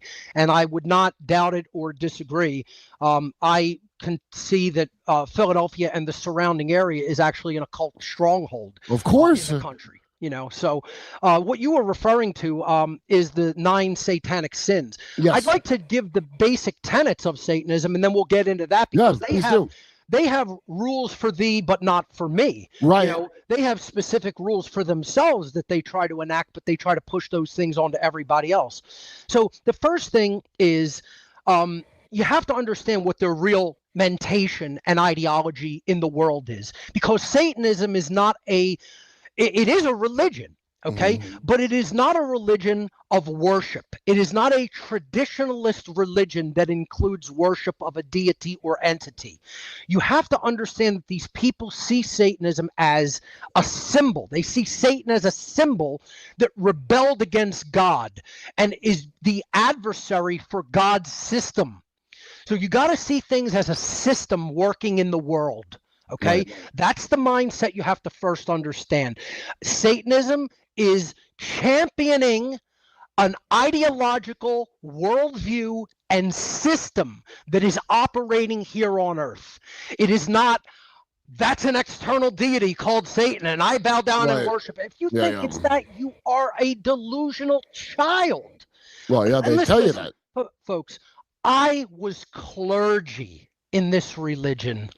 If you don't want to listen to clergy, if you refuse to listen to former clergy in a religious institution that is essentially a part of the worldwide system that's running the world, that's your death. You take on that to your death. Okay, that's what you're doing. Go get your booster. You're shooting yourself in the foot. You're shooting yourself right in the temple, right in the head. Okay, that's how ignorant and stupid someone has to be. And if you don't want, you are, it's too quick to make a snap quick judgment. You go listen to all of my work, and you make an understanding of my genuine nature and what I've been trying to expose for 19 years with very little success because of hard-headed, ignorant people that don't want to give up their nonsense religious worldview. You want to stay an imbecile religionist? Stay an imbecile religionist. You're the one who got duped by the Satanists because they're the people who invented all the religions that are operating on this planet. This cult is not new. It's ancient. It's been operating on this planet for tens of thousands of years. And the old religion. All your religions. They invented all your religions. The old religion. It's why they call it the oldest one on the planet, and they invented all the other ones just to help put people into deep mental bondage and slavery. That's it. So the first thing is, what is their mindset? And if you really actually open up your ears and you pay attention to what this mindset really is, you'll understand this is what they've given to other people. They've given this mindset to the whole godless world, and they've made people latch onto this mindset. Most people fervently believe in it and fervently operate according to it. And here's the first tenet of their mindset: pure egotism as the highest aspiration in a human being's That's life. hard to believe, Mark. Imagine that. Imagine being an egotistical ass and believing that's how people should be. Hey, it's a dog-eat-dog world. Got to get my leg up over my fellow man. Got to hold them down as much as possible. There's got to be winners and losers. I got to come out as the most ruthless one on top. I'll come out as the winner, and every other people, if they have to be put down, their rights put down, their freedom put down, end up being downtrodden, then so be it, because that's the pecking order. That's the ruthless pecking order. That's just how things are. And they've inculcated people completely into that mindset. If you can't look around in society and see that the very first tenet of Satanism, egotism, is basically everybody's God. The God of the satanic religion is the self. I know better than everybody else. I'm the one who basically sets what right and wrong are. And that's basically the second tenet we'll get to, but I'm up on a pedestal. Everybody's here under me. How much of society operates like that? Well, they operate I don't give a damn about anybody else. All I care about is me and mine. How much of society operates okay, so like that what you're describing, the way you just described that, the assholes like that are kind of refreshing compared to these people who have got in their head that their own selfishness is the highest moral good. Yep. Like they don't go fuck everybody else. They go, no, this is just like they don't even think that doesn't even come into somebody else comes in. They go, well, I am the thing, and I don't feel safe, and blah, blah, blah, blah, blah. And they don't even, like a gangster kind of would say it the way you're saying it. That's what it is. This is a big mafia. Yeah, this cult is a worldwide, huge mafia that's putting other people as you're just the rank and file of the mafia. You have our same beliefs. You don't necessarily see what we do or do what we do, but we've given you our mindset. That's exactly what's going on. Scott Adams, God rest his soul, the Dilbert cartoonist, we had a clip of him saying, I don't know what betrayal Trump had done yet, but he goes, look, if you believe that you got to have a CIA, they're going to lie to you. He actually did like a Dottie Sandusky bullshit thing of like, well, they have to lie to you. What am I, a jilted girlfriend? No, they don't. You don't get no secrets, assholes. That's my policy. So the first thing I would ask people listening is how much of the world is a completely egotistical mindset?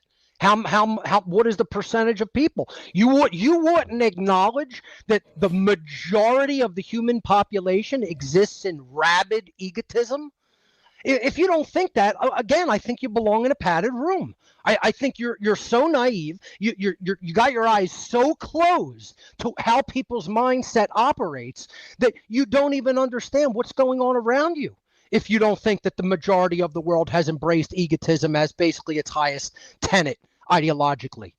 So when you take on that mindset, and this is the danger of all forms of Satanism and Levian Satanism in particular, and the people who say, oh yeah, I accept or embrace the ideology of Levian Satanism, that's the entirety of the danger and the slippery slope. Is if you think you're basically God and you're the highest aspect of creation, and you're putting yourself up on that pedestal, what won't you do? What won't you do that makes you a piece of dirt and a piece of trash? How won't you step on other people? How won't you violate people's rights? How won't you advocate that other people's rights get stepped on through government, through authority?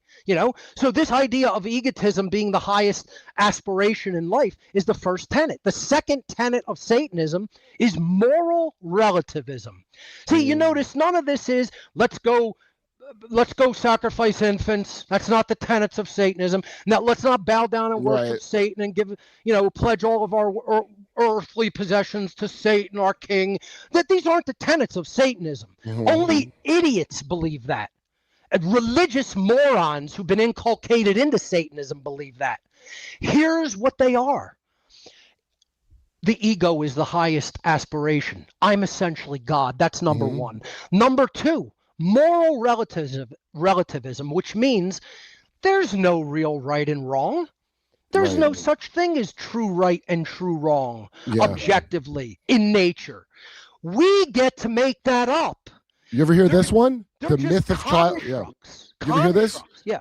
The myth. Jake and Dinos Chapman, my girls' art podcast, they were part of that stupid Nick Land movement of accelerationism, and so their art projects start getting disturbing. Like it's really upsetting if you watch the episode where she showed it to me and Tim Butterly the first time, also from Philly, and their art was to challenge the idea of childhood innocence.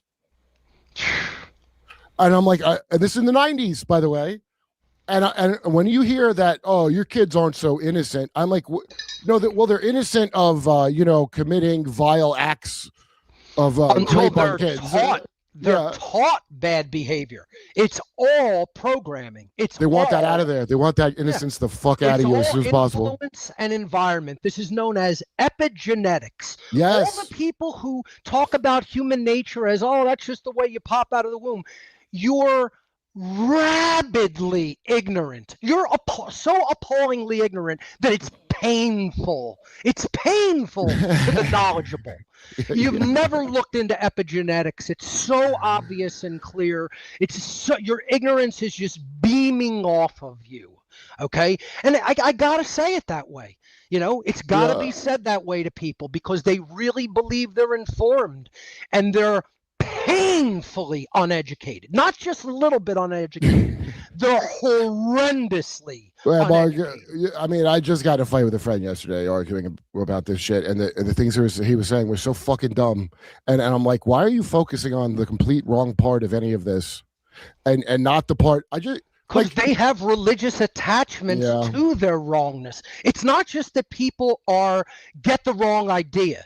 They get the wrong idea, and then because of how they've been inculcated ideologically through Satanism, they get latched onto the wrong idea.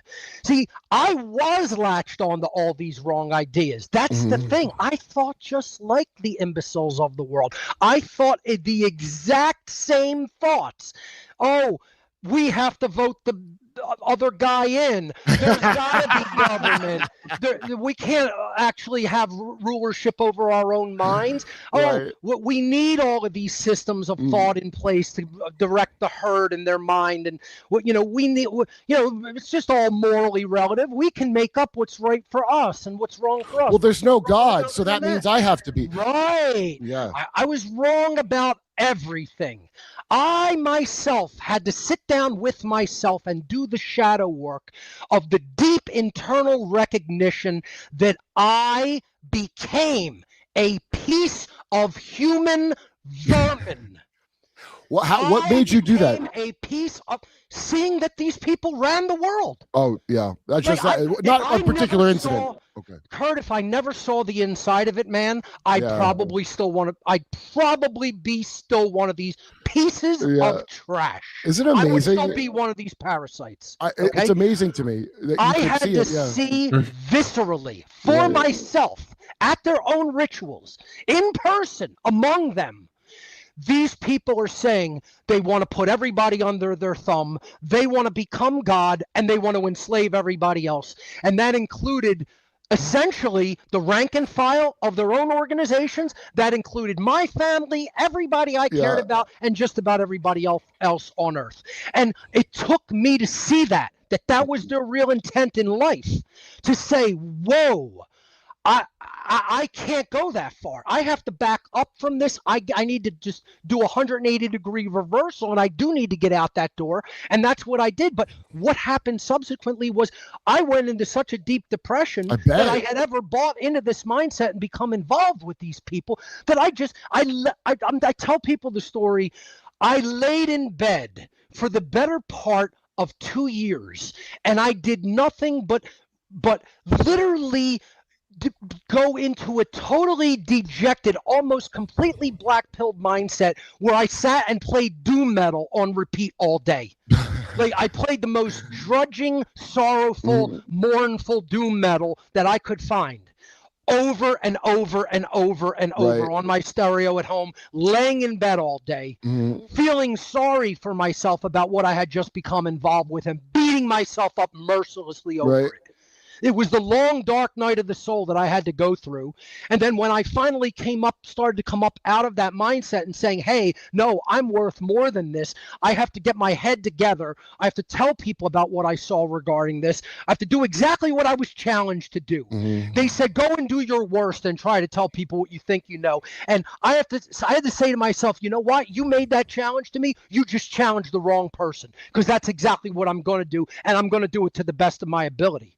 And that's what I started formulating to try to make an effort to do that, and that became what on earth is happening. I don't think I've seen another man get ramped up more than Metzger. Okay, he's a hothead. He's saying some good stuff, and I suppose that would work up anyone. So hope it's not blowing your ears out. But Mark, you're getting fired up. Now, that's a long time to be in bed. But going back to their mindset, the first thing that And just let me tell you, what finally got me up out of my dejected and depressed mindset was I started really studying more about the occult. You would think, oh, you would go into something opposite of it or different. No, I went into what real occultism is, that these people are perverting. They're learning the knowledge of the true light bodies of knowledge of the occult, the positive elements of this knowledge base, this knowledge set, and they are twisting and distorting it because these people cannot create anything. They have no true creativity in their mindset and in their essence of their being. All they can do is twist and distort. They can't actually create. So they distort the true teachings of the occult and they turned it into the dark occult. They turned it into Satanism. And this is what they've inculcated people into. Pure egotism as the highest of life's goals. Okay. And then moral relativism. There's no objective standard of morality, of true right behavior and what wrong behavior constitutes. Okay. That's what religion is there to teach people. Religion is to teach people a morally relativistic form of morality, because every religion has things that are different, that it says this is a right and this is a wrong. This is why governmental jurisdictions everywhere in the country and in the world, there's different jurisdictions. This is a right in this jurisdiction, but here it's punishable by law. Over here, this is okay, and here it's frowned upon and you can be jailed for doing it. That's all moral relativism, just like religions are morally relative. Government is all moral relativism. That's how you know what system it's a part of. If it's morally relative, it's not a part of God's system. It's part of Satanic system on earth. And I don't say, you could say it's Satan's system, but just understand that's not a deity, a god, an entity. It's a symbolic embodiment of a force. It's a symbolic embodiment of the archetype of the adversarial force against God's order and against God's laws, which are real and are embedded into the fabric of nature. And the occult does not want us to know those things. The dark occult wants those forces and those laws hidden from us so that we operate in our mind and in our behaviors ignorantly and blindly. And we never really learn what real right and wrong are. And that's really what the whole problem on this planet is. It's that the people of the earth do not know the true difference between right behavior and wrong behavior because of the mindset they've been inculcated to religiously believe and stay attached to, and therefore they have become moral relativists. Every religionist is a moral relativist. Almost all atheists are moral relativists, not all, but most. Everybody who believes in human authority is a moral relativist. Everybody who believes in government and politics is a moral relativist. You believe that right and wrong can change at the whim of a religious belief, at the whim of a legislator, at the whim of a political party, at the whim of time, place, circumstance, and whim. Okay, it's just a mental construct, and it could change at any time or place. Well, you see the scam with it. They get you to feel that way. So the Epstein drop. First, I get there's no God. There ain't nothing but what you see here physically, and only an idiot would think otherwise. We've gotten past thinking there's any such thing as a creator. Oh, they eat kids. Well, I don't believe in nothing. What am I supposed to do? Care about they eat kids? If you're a solipsist or a nihilist, you're going to say, well, that's just an experience that some people are having here. Great, that's not me. You know what they say? They go, okay, that's great what you just said, dude. I'm so sick of this shit where because I don't believe in the political order and I think it's actively, radically, intelligently evil, oh, you're black-pilled. No, I never had faith that the goddamn government was some kind of force of good, morons. I get accused of this all the time. I am not black-pilled.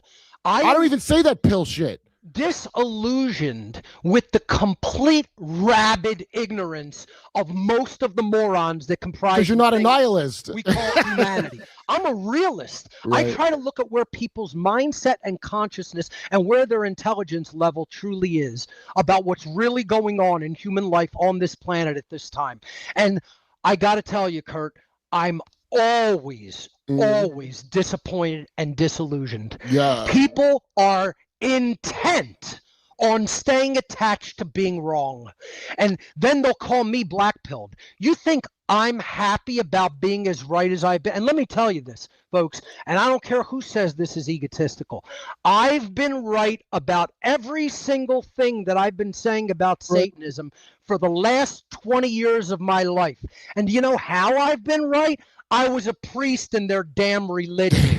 You think a clergy member who's become a priest, who's been elevated to the priest class of a religion operating in this world, knows a thing or two about the religion and what its mindset and ideology actually contain versus what some religious idiots told you it contains? You want to go believe your pastor or your imbecile rabbi? Go believe them. And once again, it's your detriment to your death, because more and more chaos is happening all around you.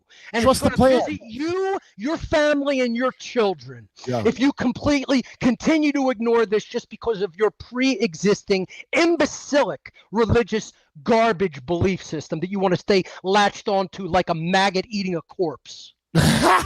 Well, it's like, He sounds like he's just gone over a divorce or something. a death metal song. I would say the religious ones are even, some of my friends that are religious, I find them more interesting to talk to because,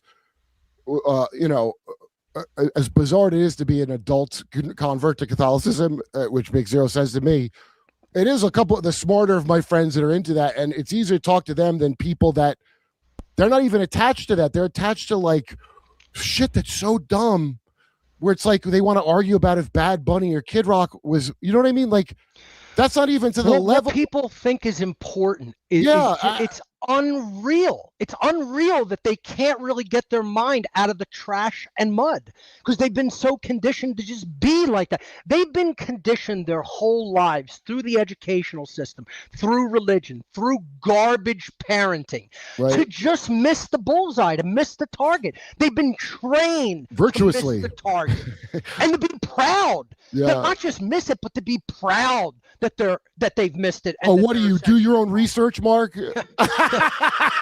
All right, wait. So what's the next commandments? We got up to 3. So yeah, that's 2. The third one. So if you're egotistical and you're morally relativistic, you don't really believe there's any objective right or wrong. Yeah, I'm a sociopath. Go on. Then what you're going to start championing is social Darwinism, and that's the third tenet.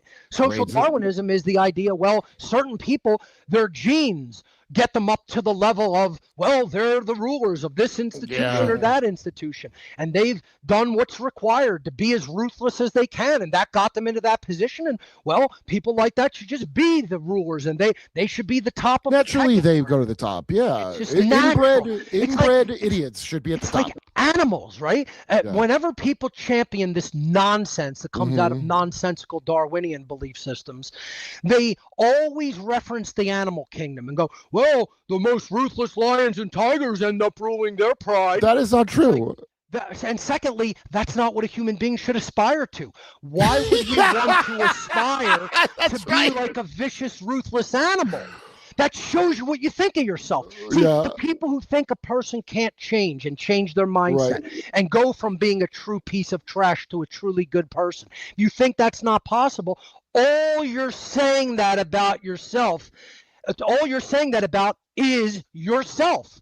That means that you believe you're a piece of trash and you really can't change your spots. Once again, don't ascribe that to me. Mark. I went from being a truly bad person to understanding what real good is and becoming a truly good person and blowing the whistle on all of this evil for the last 20 years. And what the hell has someone else done who's trying to say, oh, no, it doesn't work like this? They've done zero because they have zero inside knowledge, they have zero personal life experience, and then they want to talk trash on the person who actually does have the real world experience. Well, preaching to the choir over here, buddy. But I'll tell you what, I'm not kidding. I've known people who had that feeling of like, oh, you can't, like, person can't change, and they literally have a job rehabbing pit bulls. Yeah. they're showing the principle of programmability in action in their own lives. And then somehow that just doesn't apply to humans. Okay. I've watched people do this where I tell them a thing, and this idea. Michael Parente is dead now, but he has a great quote about how people can see, oh, the farmers are getting together, or the unions getting together, or there's some gangs getting together, but at the top, it just suddenly becomes forces of nature. There's nobody there. And there's nobody running the whole thing. There's nobody. And I'm like, what is your definition of running the whole thing? What are you talking about? Every aspect of your life is in fact, the wars we're going to, I just want to point out, to fight for freedom. And this, I think, is sad. Okay, I do USO shows. I'll do any USO show. My comedy's not like you're a baby killer or something. Like, I feel bad for people that got tricked into this shit. But we have less freedom since all these wars of freedom. Did anybody notice that? How do you go to war for freedom? It's unbelievable how under satanic mind control these people are, that they actually just believe the nonsense that they believe. It's a testimony to how strong the religion I came out of, the cult that I left, actually is. The universal. Firmly has root in people's mind. And I mean, people are they'll stay loyal to that mindset to their own death, to their own detriment and death. Right. Well, that's what a cult is. That's the definition of a cult. You said it before, the dialectic, and I've seen this pattern repeat over and over again. I'm sure you have too. You got your Aleister Crowley's of Plymouth Brethren first, and then he goes the exact opposite way, the way you described you, going from Catholic and then going the exact opposite way. So that's why they got to control the churches and the Church of Satan, because they love they love the polarization dialectics, as I call it. They love people swinging from one extreme to the other and never finding the balance point that leads to the truth. That's right. They still blame the commies. It's just the commies do that. Nobody else does that. Just the commies. Yeah. Hey, if I don't subscribe to the radical left-wing garbage of the polarized left, then I must be a rabid MAGA Trump supporter. Like, there's only two. I'm not in any of those cults. I've transcended all of those cults mentally and spiritually. It's not superhuman to do that. Everyone should be able to do that. It's not like I'm dumb, dude. I'm not that smart. My whole philosophy is you can't just keep tricking me with the same trick for that long. You could trick me a lot. I mean, demonstrably so, because I didn't even know there was a Building 7 in the Twin Towers until like 2 years ago. And I was there when the shit happened in New York. It's one of the things that started really waking me up to the whole wider system was 9/11. I came onto the truth about it early in 2002. I did not. But it even fooled me for a couple of months. It took me a couple of months to get my head together on that one. But, by early 2002, my mindset was straightened out, and it really woke me up to a much higher level about what was really going on geopolitically. So going back to the tenets, the third one is social Darwinism. Okay. And then the last one is eugenics. The belief that, then this priest class that really runs things, the ruthless class, the class of people who you could say is the ruling class, however you want to word it, they should really direct society and decide who's going to propagate their genes and who's not. Wait, what the other one? Who lives and who dies? What's the one about don't be stupid, but you have to make... Those are the satanic sins that they teach each other in Satanism. Okay. So these are reserved for Satanists, right? So Satanists have their own set of sins. They have their own tenets or beliefs. Oh, sins, yes. Yeah, so the tenets are what I laid out. The 4 tenets of Satanism are what I have amalgamated. So our government is that. And again, that's the satanic system operating on Earth. So the mindset that rules the system is what I just laid out, the tenets, okay?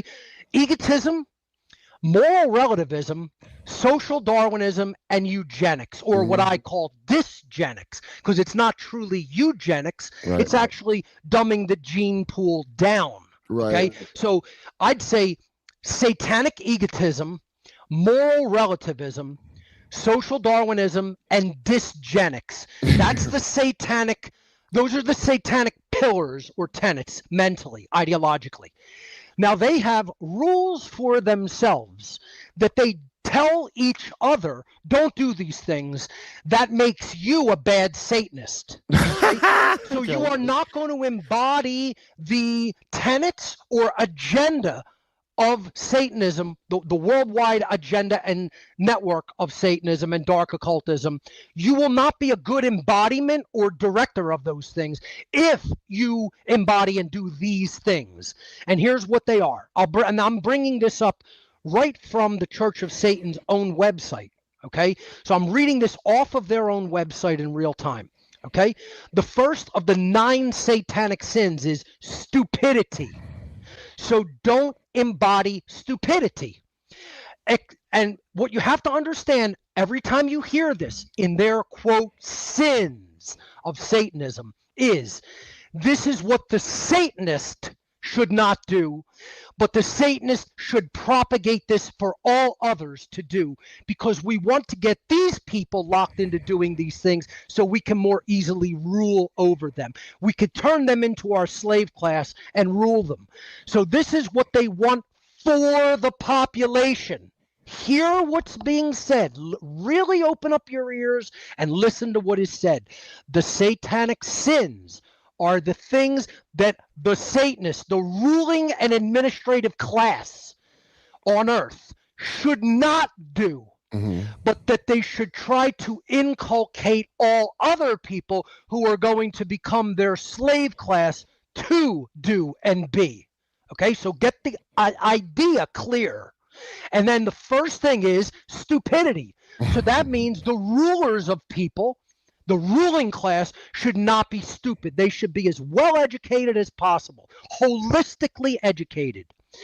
But they should get the public. They should get the morons of the world. They should get all of the unwashed masses to be as dumbed down and as stupid as possible. And just look around. Just look around us. If that's not what you see everywhere, once again, there's something wrong with your perceptive abilities. There's almost all imbecilic, moronic, stupid people everywhere. It says on their website, it's too bad that stupidity isn't painful, meaning painful for the stupid. Unfortunately, it's painful for the actually educated. That's what it's painful for. I have chosen to embody stupidity and come in from the other angle. So the other sins, I'll just run through them, is pretentiousness. That means pretending to be something that you're not. And you see that all over the place. Yeah, right. And quite frankly, you know what I have to say is a big embodiment of pretentiousness? The alternative media community. Yeah. They are basically putting on a mask and pretending to be something that they're really not, and they don't want to be truly genuine and real. They don't want to be that hardcore, real individual. They don't want to give people the straight crap. They don't want to take off the mask. They don't want to take off the niceties. You know, telling the truth doesn't have to involve being super nice. Because in all honesty, I took off the velvet glove and put on the iron gauntlet a long time ago, and I've just been beating up on people, quite frankly. Because if you've been saying this for 20 years straight, and people still don't want to believe what you are actually involved in, and don't want to believe you understand these people's mindset, you understand their whole ideology, you understand what they're doing to the rest of society, and you see it playing out practically in slow motion like a horror movie. And you've been yelling this from the rooftops, and now they're coming out, but basically externalizing themselves as the satanic pedophilic cannibals that they actually are, and then people still don't want to interview you and garner your knowledge and your wisdom from lived experience. You'd be a little bit on the perturbed. You have active side people against you, dude. Just so you know. I mean, look. The bottom line is... I know what dumb pieces of trash the people of this world are. They're dumb trash. Well, what I mean is, besides just that, one thing I could not have fathomed before I was working on Jimmy's show, and like the weirdness of like his shit getting hacked by Pegasus, and you're like, why? And then when it came out, and Matt Taibbi turned out to be bullshit too, but when he was in those Twitter files, they were going after smaller accounts. They weren't going after the big ones. And what people don't expect, and nobody believes me. Well, I mean, no, people believe me that know shit, but in comedy, for example, so I'm in Austin, Rogan's Club is here. Talk about painfully stupid. You know, there's a whole group of people that seem to believe that Rogan got Trump elected single-handedly. by letting him talk on his show, which their candidate, who was part of the same thing, could have gone on herself. I go into the idea that a lot of the alternative media could very much and very well be controlled opposition. Well, not just that. By who they I'm want saying, to wait. I'm not saying, okay, of course that. But what I didn't know is, so, and it came out because I'm in the Epstein files, not because I did nothing, but he got invited to a show that I was on that was being taped on his birthday. Never got a chance to hang out. A friend of mine, I mean, we're close, but I always liked him, is in those files, and it ain't good. A lot of pizza emails about him. Yes. So that's creepy as hell. But there's people from Intel and all these, especially because MK Ultra and Monarch are real things. They know that the propaganda and the media, of course, they're going to have their own alternative, and they're going to have people that they send to like comedy clubs. Yeah, they want people to massage this. You know, they want them to put a spin on it to almost make it socially acceptable, to make it just be acknowledged as, oh yeah, that's what they do, and that they'll just get away with it and never be brought to justice. You can spot them now, and now I'm starting to see. The thing is funny is certain people, as soon as you tell certain lies to me, I know I kind of know what's up, even if I don't know all the specifics. But now I'm starting to find out shit about, you find out about people you always liked that were saying the right thing, and meaning and they're how not they'll liars. be held down for it. Yes, absolutely. And then all of a sudden you'll see, without being specific about any person, but you'll see them suddenly say something that makes no sense after they just told you all this shit that people I've learned stuff from, and I'm like, that's there's when other they'll motive throw here. the big curveball at you and Right. change their whole mindset. Yep. And I don't. This is the thing. I don't bait care. and switch. Bait and switch. Yeah, Absolutely. I'm only looking at the fruits of your works, or the works of your fruits in showbiz, I guess you could say, and that's it. And I don't. Hey, everybody's nice. I like everybody. I don't care about high school shit or who your dad was, or when we cover the TPUSA bizarre Luciferian thing that they do. What do you believe, Candace? No. What does that? People have to get into philosophy. They have to understand mindsets, ideologies that are operating. That's how you're going to understand what's underneath what drives their behavior. When you understand these people's mindset, all their behavior suddenly makes sense. It doesn't look like chaos anymore. It looks like, wow, this is their mindset in operation. This is their agenda that's reflective of their mindset. That's why the alternative media community has to stop just trying to analyze events, everyday events. Everyday events are going to be the same thing until the end of time. If you don't understand mindset and you don't understand the why that underlies behavior, you don't understand anything. So I want to wrap up the sins and get into what are the systems that are operating. Yeah, right. Because again, that's where people have to make a personal choice. Are they going to be on God's side, or are they going to be on the satanic side? So the third satanic sin behind stupidity and pretentiousness is solipsism. Right. Solipsism is the belief that there's no such thing as truth. Right. Everything is just relative, and your perception is the only thing you can be sure. That's very interesting, that one in particular to me, because they're telling their members, don't be a solipsist. So try to really understand what they're saying by this list. This list is saying we, as Satanists, as the rulers of the world, should never buy into these things, but we should always propagate these things to our slaves. The slave class should buy into all of this crap. The rulers should always steer clear of this crap. Okay? That's what has to be understood. So the Satanists here are saying solipsism is garbage. We should propagate that to the garbage we're ruling over and give them this garbage mindset. But as a Satanist, you should never buy into this. So solipsism is number 3. Number 4 is self-deceit.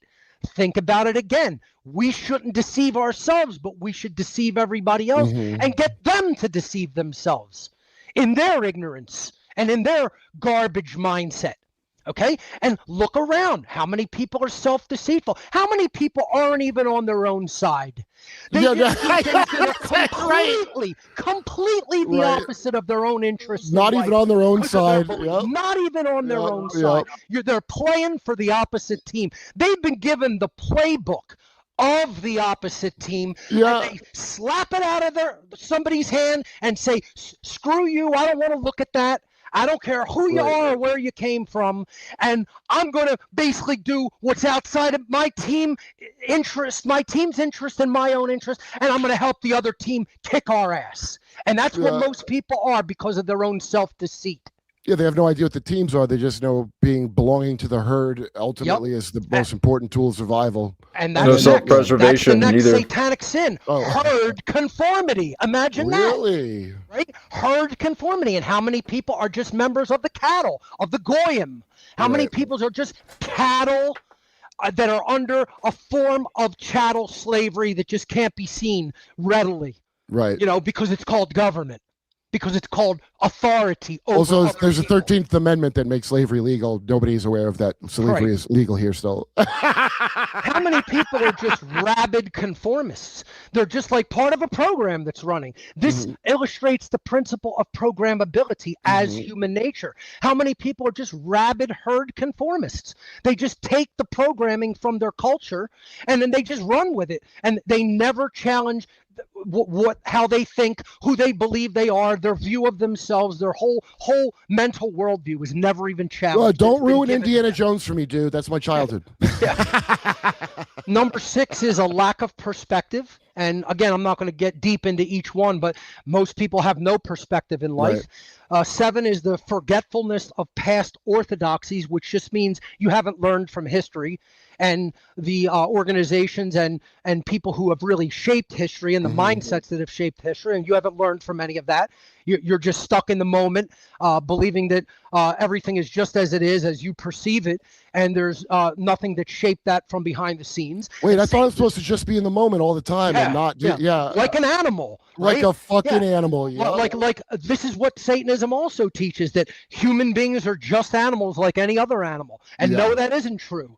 Human beings are a higher class of animals because of the ability of our neocortex to actually learn and comprehend and grow mentally, emotionally, spiritually, and to really understand the systems that are operating all around us. And animals cannot really do that. They don't have the complexity in mind, in brain, in thought process that allows for that, whereas human beings do. We are not just animals. We are a higher order of consciousness than just other animals. And if you don't believe that, number one, you're not very understanding of biology and real science. And number 2, you're also completely out of the loop when it comes to epigenetics and what truly shapes the forces of the mind. Number 8 is counterproductive pride. And this is what people who don't want to acknowledge that they have been wrong in the past and latched onto bad belief systems. They have pride that keeps them operating against their own interests. See, if I was one of those morons, I would still be laying in bed feeling sorry for myself that I got involved in Satanism and just still staying attached to the same belief systems and mental processes that put me there. Right. And I wouldn't have changed and learned and really grew. I would never have grown from the knowledge that I garnered. I just would have stayed right there. It sounds like a bad breakup or something. Like the thing was just depressed for a while because, like, how could I have fallen in love with this awful thing? Absolutely. Very interesting way of putting it, but yes. But most people stay in that counterproductive process. Well, there must have been something that triggered it. It's not just, I'm going to go. I mean, there had to have been something to catalyze that. So, something happened. Because the ego is operating so strongly. This is the first tenet of Satanism, that they can't say I was wrong. Right. The ego isn't I'm Mr. Macho Man and I could do no wrong. The ego is I can't acknowledge that I was wrong about what I previously believed or how I previously acted, and I can't say I'm sorry. The ego latches us firmly into a belief system and won't allow us to come out of it and acknowledge that we had been previously wrong, and then repent and make amends for being that wrong in our mind and in our behavior. This is why the mark of the beast biblically is carried in the head and in the hand, because it's our thoughts and our deeds that we are attached to and we can't say I was wrong about. And that's what gives us the beast mentation, the satanic mindset. And And the last one is lack of aesthetics. And this means you just don't understand the difference between what truly is good versus what truly is bad or wrong, especially for you, especially when it comes to how things should be operating or working. It's not just about just the look of things. It goes deeper than that. But again, I've broken those down sufficiently to help people understand this is what the Satanist says to their own ranks. Never do these things. Never believe in these things. This is all trash. This is what defines a trash bag mindset. Yeah, right. This is what defines a mind full of garbage. And then you look at the whole population and you realize this is everything the whole population buys into and thinks. Yes. Because they've been inculcated into being a slave of Satanism. Well, just Right? think of the stupidity of, I always find this to be like tragic too, but so remember whatever Super Bowl where they had that poor Dave Blunt's obese kid that looked like he got mutilated at the Willy Wonka chocolate factory, that fat guy. And they had, what's his name at the Diamond Crown of Thorns, Kendrick Lamar, who's the good rapper, not like Drake. He won that battle against Drake. And he's got this platinum diamond crown. And at the time I give him 10 years before he has metal teeth and he's singing Heil Hitler songs, because Kanye did the same thing. And why would you ever wear a platinum crown of thorns with diamonds on it? Well, not like that what loser one Jesus had. What on earth are you sending out there? Occult mockery. They do this all the time. They do this against their own police forces and military forces. They love roping people in, and they can't see the symbolism. They certainly don't understand and can't see the mentation. And they love ritualistically mocking people. I did an entire presentation on this called Occult Mockery of Police and Military Personnel, where I broke down all the symbolism of how they ritualistically the dog tags. Yes, I love that. Their own forces. They mock their own defense forces who are really defending the satanic system. They mock the people doing that because they're like, look at how dumb you are. You do this to your own kind. You enslave not only your own kind, but yourself. Right. And they're just laughing at these people hilariously. Well, I used to say it's a big ritualistic mockery. Yeah, well, I mean, I used to say that, I was watching something about pigs where they're smarter than dogs, and the dog they'll train him to knock the golf ball into the hole with his nose for a treat. So the dog enjoys that activity and he gets a treat. But a pig is so much smarter than a dog. They can't even understand the stupid concept of doing that game. The pig picks up the ball in its mouth and drops it in the hole because it just wants the treat. It doesn't care about that game.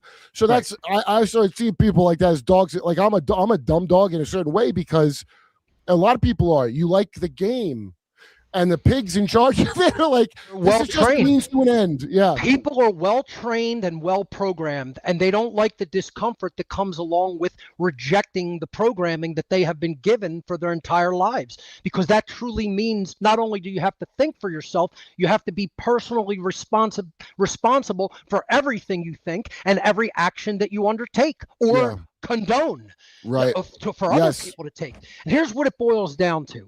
It boils down to there are two systems operating on Earth. And this is biblically what is talked about as there's Mammon's system and there's God's system. Mm-hmm. And you can't obey two masters. Right. You can't align yourself with both systems.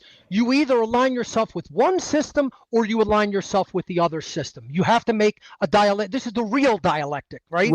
This is where there really is two sides, and you got to make a choice between them, because this is what's operating in nature. It's operating in our presence in nature. And there's really one system, and the other system is satanic illusion. It really That's what is the Matrix a is. Structural idea. Correct. That's what the real control system operates. You don't need a computer for it. Is. Right. So here's the two systems. Okay. God's system wants to evolve our consciousness on and on and on and on. It wants to take us from undifferentiated matter and complete low vibratory consciousness to bring us up to higher and higher and higher and higher levels of awareness and knowledge, to the point where we literally go to the stars and to the greater mysteries of creation. And we become an advanced species such which we could barely even recognize what that would look like or mean in our present state of consciousness. And this is what the Creator wants for us. It wants all of the best things. It wants further development. It wants more learning, more knowledge, more growth, more advancement. Hold on 1 second. Yes, sure. My light is doing this crazy thing, and I think it's Absolutely. taking away. Hold on. Yep.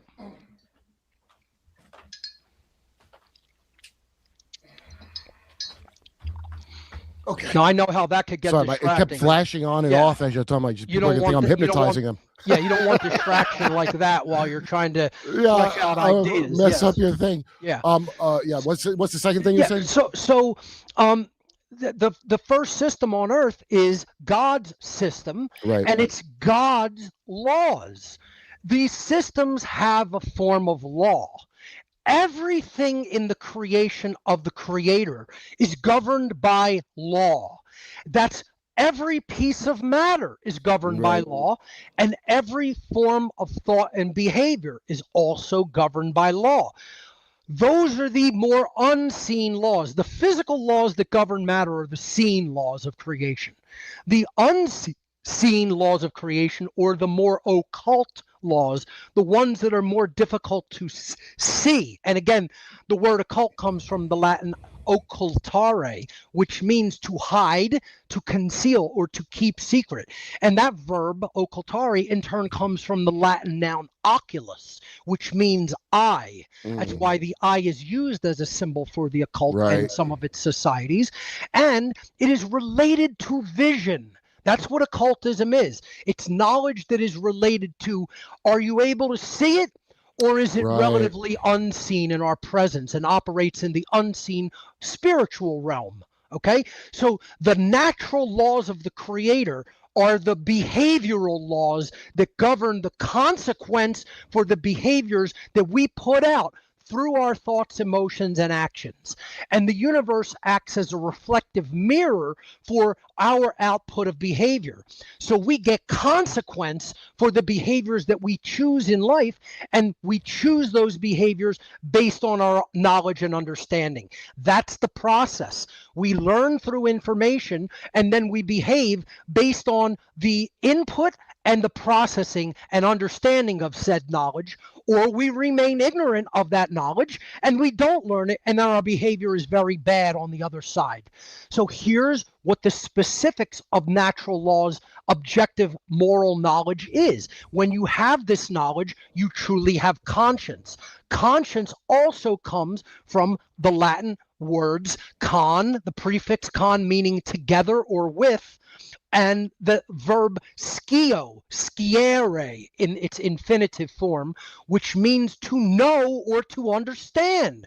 When you put them together, conscience, to know, sciere, where the word science comes from, science, to Right, know, right, to right, right. understand, and con, all together. Together or together with.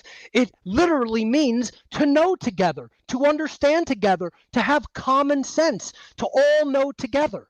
That's conscience, because what we should all know together is the objective difference between right behaviors and wrong behaviors. That's God's system of law. That's natural law. This isn't Darwinism. This isn't the pecking order. This isn't survival of the fittest. This has nothing to do with animal behavior. Okay, when I say natural, that comes from the Egyptian word netter, and it's actually not pronounced like that. If you transliterate it, it would be NTR in English transliteration. But if you actually pronounce the word in Egyptian, it's netcher, which is very close to nature. And the word actually means God, right? So netcher al, the suffix al from Sanskrit actually means related to, or having to do with, or directly involved with. So netcher al, natural, literally means related to God. So saying supernatural is a stupid thing. There's no such thing. In the natural world, it's all related to the Creator and its laws. The force of creation, the force of evolution, and the advancement and development of consciousness. So The natural law is God's law. It's the law related to the creator of the universe, which is behavioral and spiritual law. Right. And here's how it operates. You learn what rights are, and you learn what is the antithesis of rights. What are the transgressions against rights? What are the things we should not do because they violate rights? Rights are actions which do not violate the rights and initiate harm against other sentient beings. They don't violate the rights of other sentient beings. They don't initiate harm or defrauding or loss to other sentient beings. And consent, right.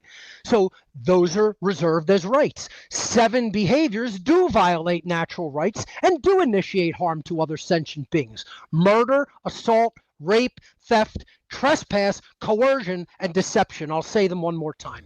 The 7 true deadly sins against God's real laws, natural laws, the natural laws of all creation are as follows. These are the real 7 deadly sins: murder, assault, rape, theft, trespass, coercion, deception. These are all the things authority does and says that they're exempt from. This is all the things this cult does in the world. And they all these things stem from believing that you have ownership over another being that you do not. And the phrase ownership over another being is slavery. And all the word authority is a euphemism for slavery. It's a euphemism for owning another being. Wait, isn't Baal, doesn't that mean owner? Because they say Lord, but I think it means master or owner, does it not? Correct. So it's the same thing. Saying Lord means the authority over. So a Lord over a subject means you're the authority. Your word is law. And that's a form of their God, right? Again, I don't really accept the notion that they have like worship toward an actual entity. When I was involved in Satanism, these were very readily seen, recognized, and adopted as archetypal symbols. So I have a question for you. Yeah. So famously when Aquino didn't like that it was atheist and he broke off because he had a spiritual experience to set. Yes. Would that mean that is different? Yeah. I mean, you may not know or anything, but is he just starting his own scam, or did he kind of believe his own? No, I believe he's very genuine in that he believes those things. That he may have had an experience. Look, I don't dismiss that there may be entities, demons, non-corporeal beings, other dimensional beings, other beings in this 3D realm that just don't originate from Earth. I'm open-minded to accepting all of those things. Right. What I'm saying is we can set all of that at the door because that really, you could say, hey, long-term, that may have to do with their mindset. Right. But what they're doing on Earth right now, we could defeat them, and it has nothing to do with what they believe as far as what entities are out there, or even if there are entities out there. That's a great point. That's a great point. We defeat them the same way by saying no to their satanic system. Do you know what I say to people? They go, because I can't do anything. I'm like, listen, you don't got to go kill nobody. Here's what you do. Just stop consenting to every goddamn thing like a cow, because they need that. One thing, the reason I believe, it's funny, I wouldn't believe as much in the natural laws of the creator of the universe as much as I do, except I know these assholes believe in it, and then they try to trick me based on thinking it's true. They believe, they know that it exists, and they hate it so much that they take the mindset of, I would rather rule in hell, in a prison of our own making and design, rather than serve the laws of the creator. That's how much their mindset is distorted and screwed up and completely satanic and destructive, chaotic and disordered and destructive. Yeah, big and they want plasma everybody ball. else to take that mindset. A plasma ball of inverted souls. Somebody told me one time. The 7 deadly sins of the church are all, internal emotional mindsets, or just things that we do to ourselves, vices. The idea that the 7 deadly sins are pride, gluttony, sloth, lust, anger, jealousy, and greed. And then you'll have Christians go nuts on you because that's Catholic bullshit. Yeah, First you're of all, not doing those behaviors there's to others. First of all, just as a guy who has studied the Bible, there's no such thing as the 7 deadly sins. There's some Catholic drivel. There's sin and not sin. To this day, I'm not entirely clear on exactly what they meant by sin, but I do notice a definite theme of the crappy shit you do warps reality itself, and that's why it's important to work on yourself so that you can, stop warping reality, because that's what people do. A sin or a transgression against another being or the rights and property of another being must be a positive action taken against that being. Right. So somebody actually said, oh no, those really are sins. And it's like, well, take lust for an example. You've never looked at another person like an attractive woman with a lustful mindset. The action has to attitude. happen. And it's like, well, did you rape them? Like if you're so stupid to believe that like lust is equivalent to rape, once again, you belong in a padded room. Well, because someone's teaching them. Rape is different than the feeling of lust. They're you warping. Can feel lust all day and never rape somebody. But that's okay. So again, Catholicism has probably created more Satanists than any credit to Catholicism. I agree. That's one of the things that drove me headlong into the arms of a satanic ideology. So Christopher Hitchens, and so some stuff he was right about, some stuff it was really profoundly stupid. Right. And the one thing about like where Christ goes, you've already committed adultery in your heart, so you might as well go do it. That's got to be one of the most warped things. Right. He's talking to a guy who's like planning to do it. See, if and I'm not saying the story even happened. Okay, I'm just saying the point of the story is if you say, hey, I'm lusting after this woman, I go, well, you already did it in your heart, you might as well do it. That's ridiculous. A message. That's a message to you to go, oh, you're right. I should stop focusing on this thing and whatever, or go do it. Shit or get off the pot is what he's saying. Because you're somewhat imperfect thought-wise, then you might as well just go really become a satanic trash bag. But that scripture is not meant to black pilling. Yeah, that is not the point of that scripture, was to black pill someone like that. Right. And they put it out there. Who would follow somebody that puts that out there like that? Well, I guess people do it. This shows you the complete ignorance, stupidity, and unidimensional thinking of all religionists. Yeah. They're just children. That's all. And all religion is here to do, folks. And I don't care whether you believe or accept this or not, it's still objectively true. The religions of this world are here to make you adopt a morally relativistic mindset and confuse you about what real morality is. Real morality is don't do these 7 things: murder, assault, rape, theft, trespass, coercion, and deception. They're the real transgressions against natural law. They're the 7 things that if you do, you're aligning yourself with the satanic system. And God's system is natural law, true objective morality. Don't do those 7 things. Other things are reserved as your natural rights. That's it. A right is a behavior that doesn't initiate harm. Here's the forms of the initiation of harm, the transgressions against other beings and their rights and property. That's, by the way, and again, I know somebody will take it as being attacked with religion. I'm not talking about whatever the initial belief system you believe in. Those are supposed to be principles. And that's why an authority system. So here's the thing, like, I agree with this sounds morally relativistic of me, but, in life experience, things you did that were wrong. Hopefully you looked at it like how you described. So how you describe the word conscience. I know from experience, that's not right.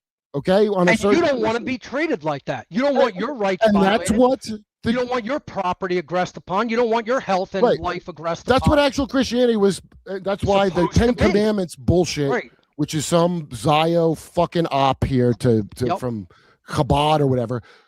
Christ said, you don't have to do 10 Commandments. Love your neighbor as yourself. So there you go, and God above all else. Right. And and he condemned tradition, invalidating the law of God with your bullshit tradition. The golden rule is actually be loyal to God's system instead of the satanic system on earth. Be in the world, but not of it. I might have to trespass. I'm joking. Actually honor God's laws. The real laws of the Creator are what the religions have been attempting to garner and teach, but they woefully fall short of it because they've accepted moral relativism. They've accepted we have to rule this system, and therefore we're going to say these things that we don't like or think that are somehow abhorrent, we're going to say those are sins. No, they're not.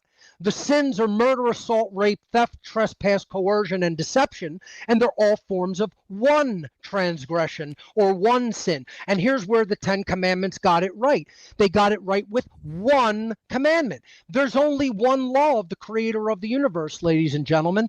Don't steal.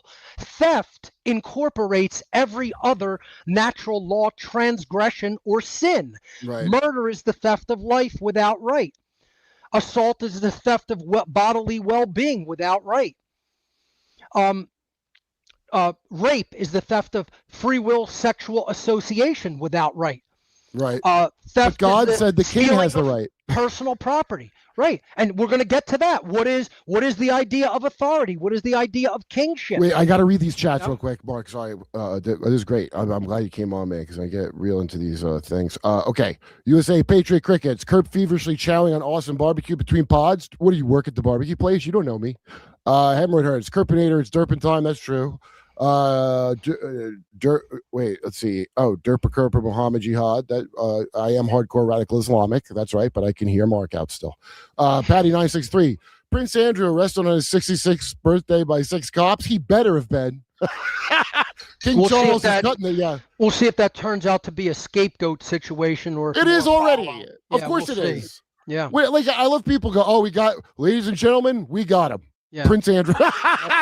Wait, Dylan Birch says Charles Hall Tall Whites made a point to mention they actually cared about their children. Some more SRA, UFO, plasma, blood links. I remember the Charles White story. All those alien stories stick with me because the snottiness of the Tall Whites in his story, where they go, we love our children. And I'm thinking like, oh, okay, so you're just like space racists and you're like, we're Guam to you and in the story.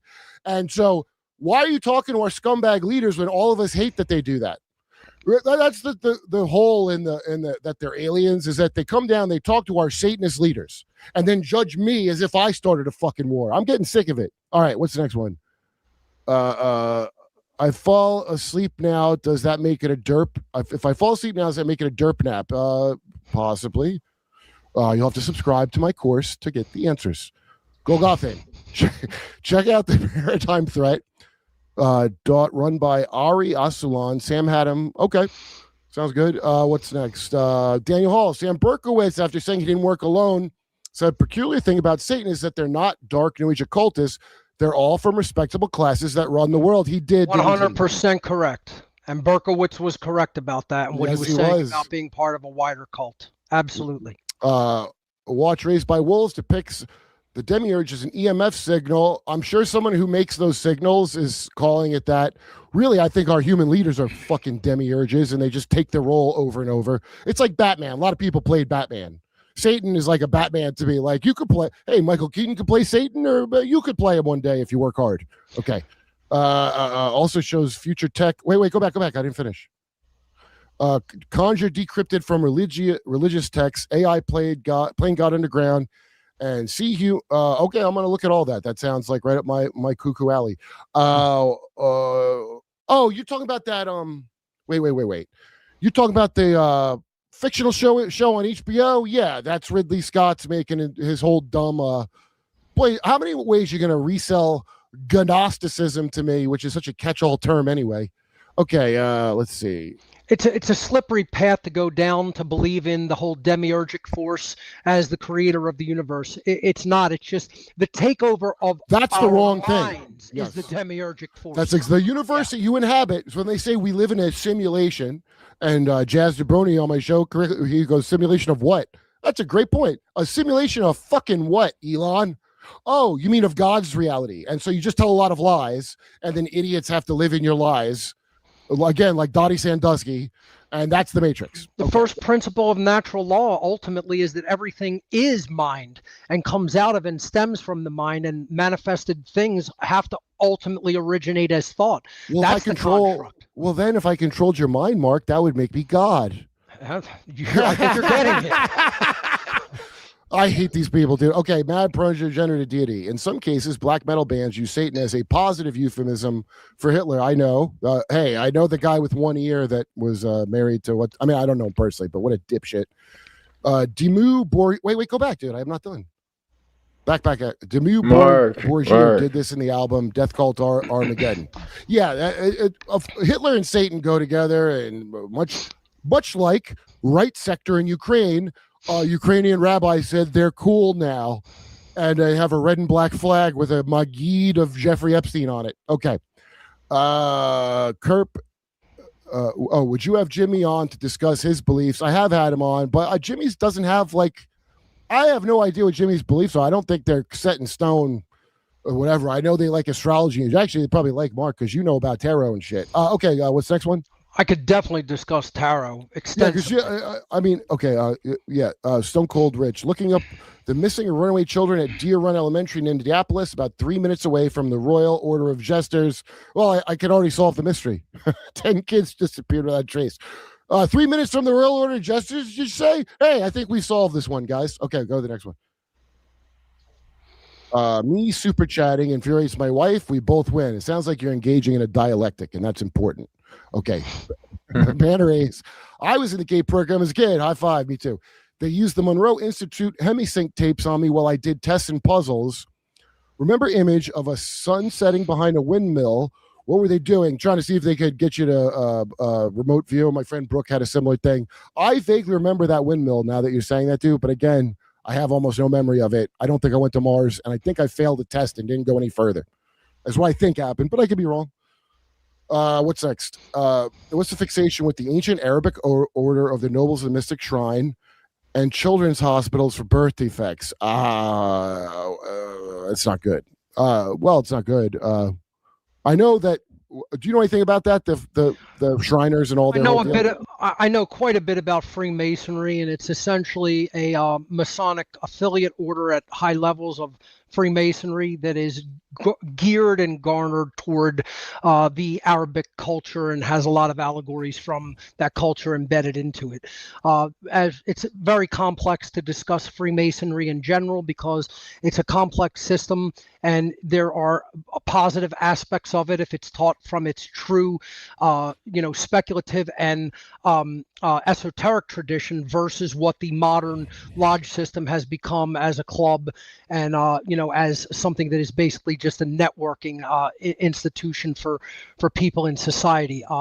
Largely, the lodge system is failing at its duties to teach the real esoteric form of Freemasonry. So I'm almost against esotericism. I think I'm like, you know what? Why don't you just tell me what I believe when I walk in, and I don't got to pay you nothing. And, you can study that on your own outside of the lodge system. Which is why I tell people it's not really worth getting involved in the lodge system unless they're really going to work to try to clean it up and improve it and bring people in who will come in and teach the lodge's natural law.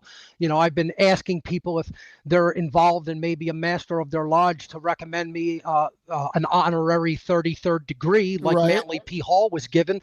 And then I would be able to go into the lodge system nationwide and do a little tour, a speaking tour, and teach the lodge system true They will natural never let you law. do that.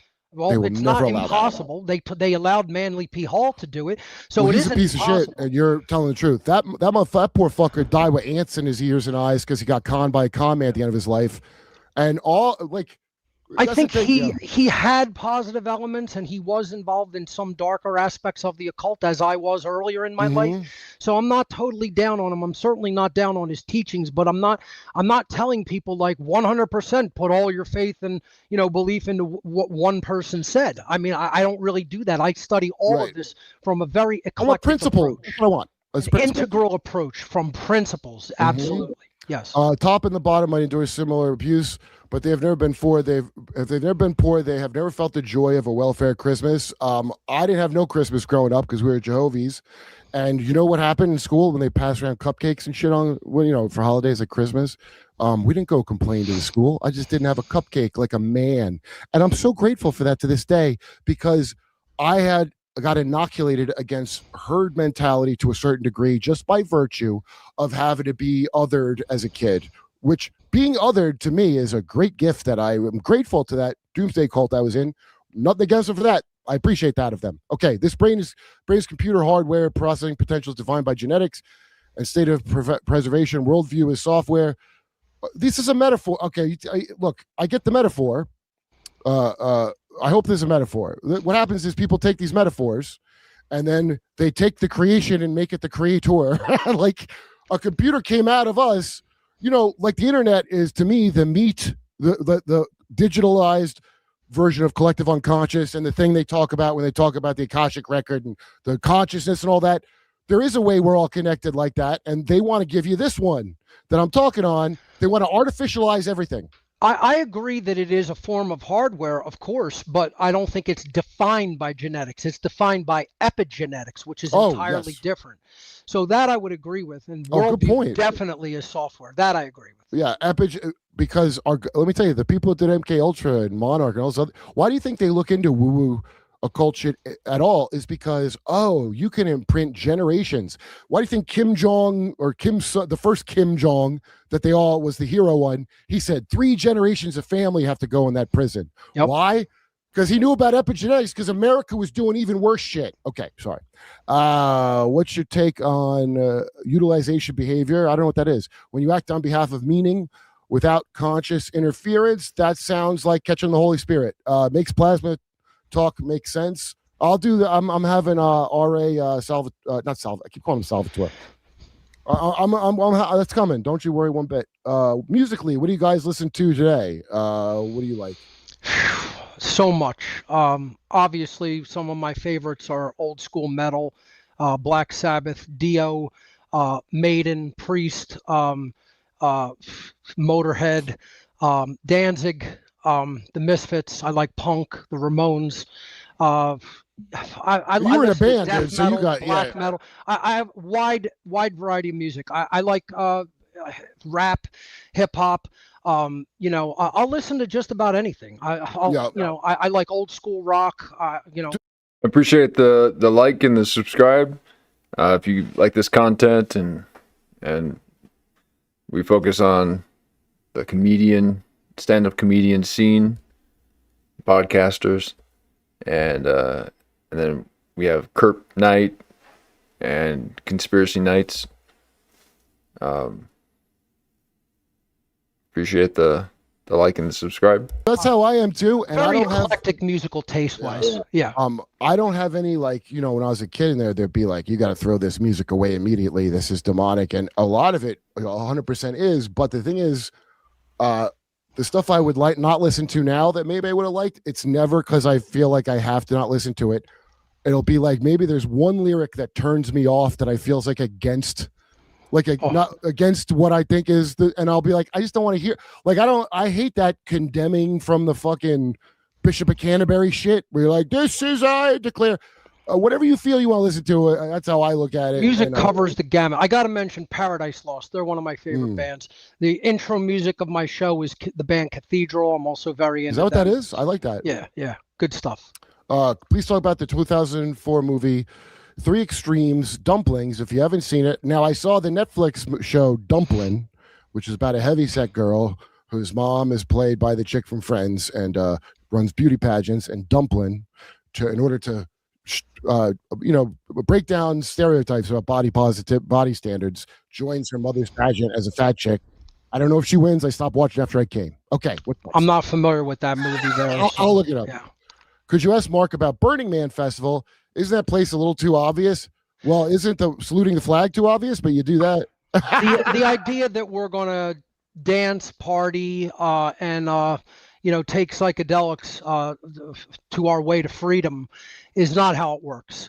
So I was never really big into the whole festival culture or mindset, and I think it's there to basically make people use some of these things as crutches instead of to really grow in consciousness.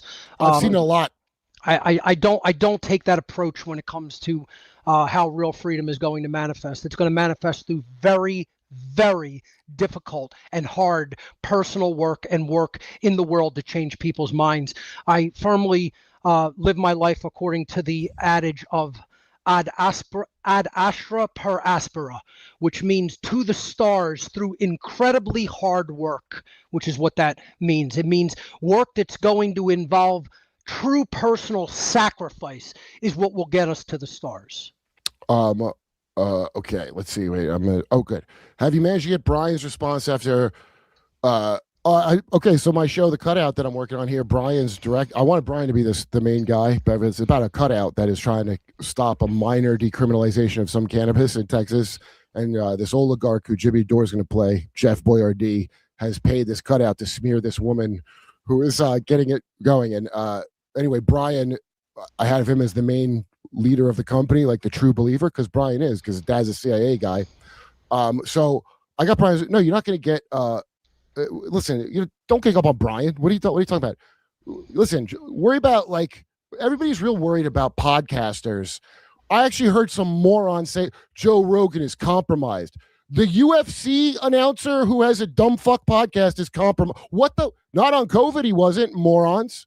Oh, by the way, his club pays better than any club in the country because he's not cheating you like all the other people.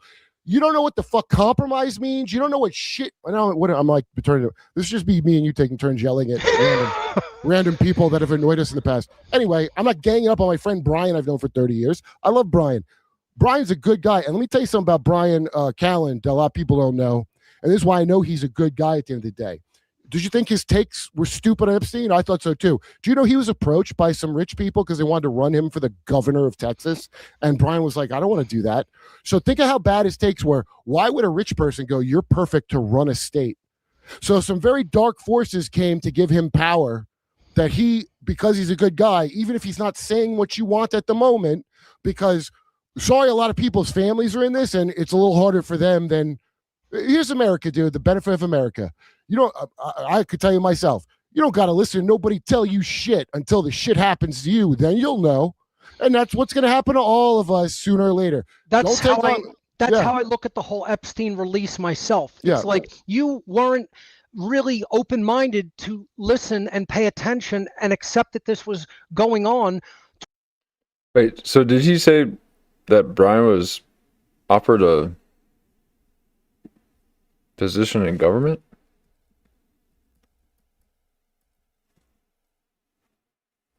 His takes were, why would I've known for 30 years. I love Brian. Brian's a good guy. This is just be me and you taking turns yelling at random people that have annoyed us in the past. Anyway, I'm not ganging up on my friend Brian I've known for 30 years. I love Brian. Brian's a good guy. And let me tell you something about Brian Callen that a lot of people don't know. And this is why I know he's a good guy at the end of the day.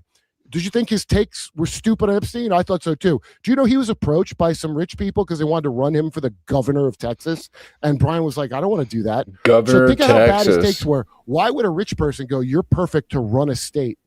So some very dark forces came to give him power that he, because he's a good guy, even if he's not saying what you want at the moment, because sorry, a lot of people's families are in this and it's a little harder for them than, here's America, dude, the benefit of America. You know, I could tell you myself, you don't got to listen to nobody tell you shit until the shit happens to you. Then you'll know. And that's what's going to happen to all of us sooner or later. That's how I look at the whole Epstein release myself. It's like you weren't really open-minded to listen and pay attention and accept that this was going on 20 years ago, 15 years ago even. I'm screaming this from the rooftops, trying to tell people how this system operates.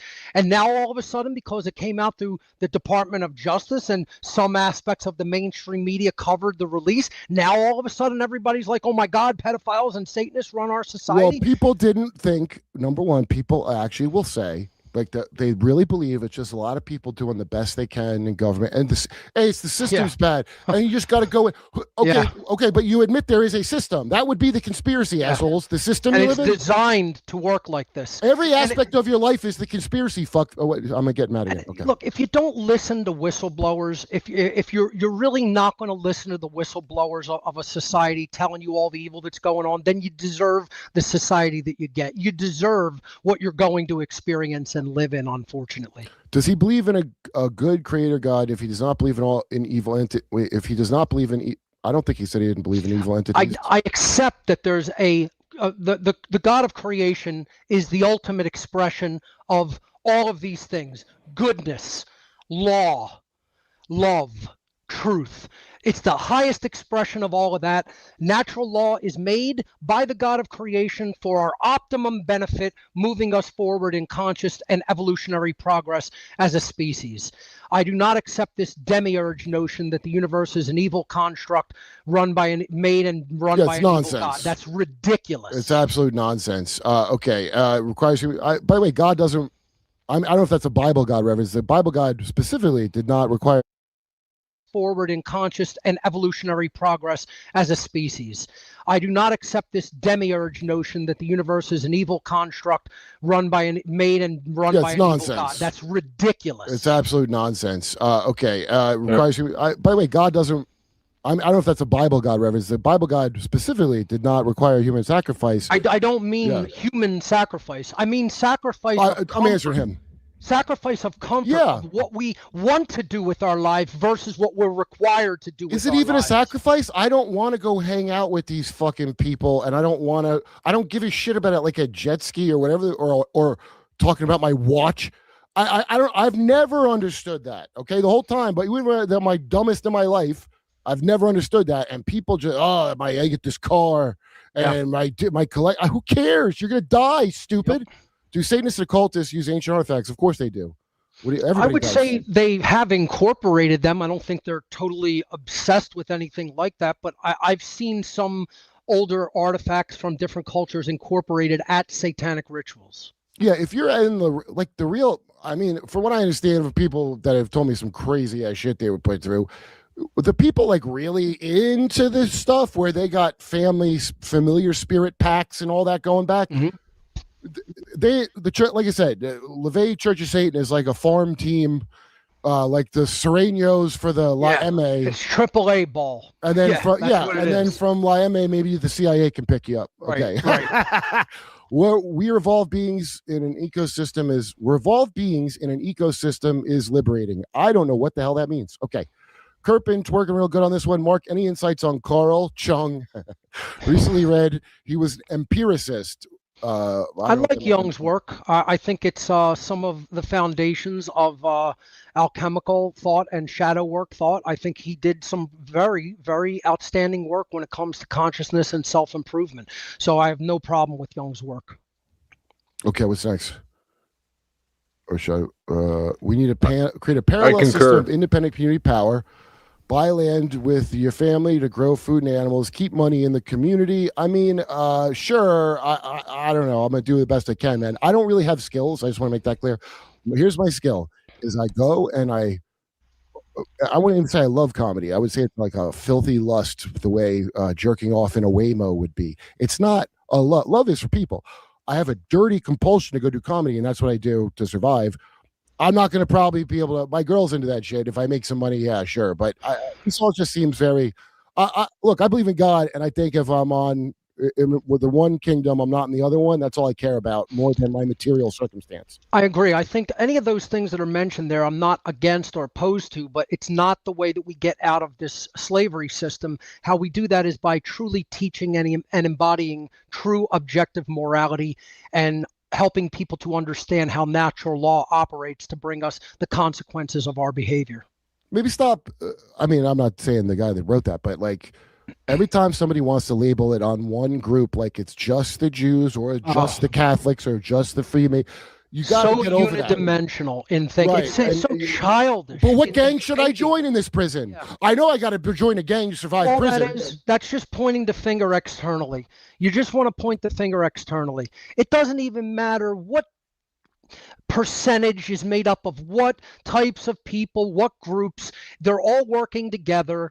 It's all the same mindset. Right. And if we buy into their nonsense, we're going to become enslaved. It's painfully obvious. It should be painful. Understand real morality, we're going to be free. There's no one group. That's such a childish, unidimensional way of thinking about it. I tell people you got to look at what the dark occultists really are is they're like ancient psychologists that understood thousands and thousands and thousands of years ago in human society how to manipulate everybody, how to get them thinking the way they want them thinking. This group of ancient advanced psychologists, dark psychologists, and they put them under their thumb by getting them to believe a bunch of nonsense. And that's still what's going on in the world today.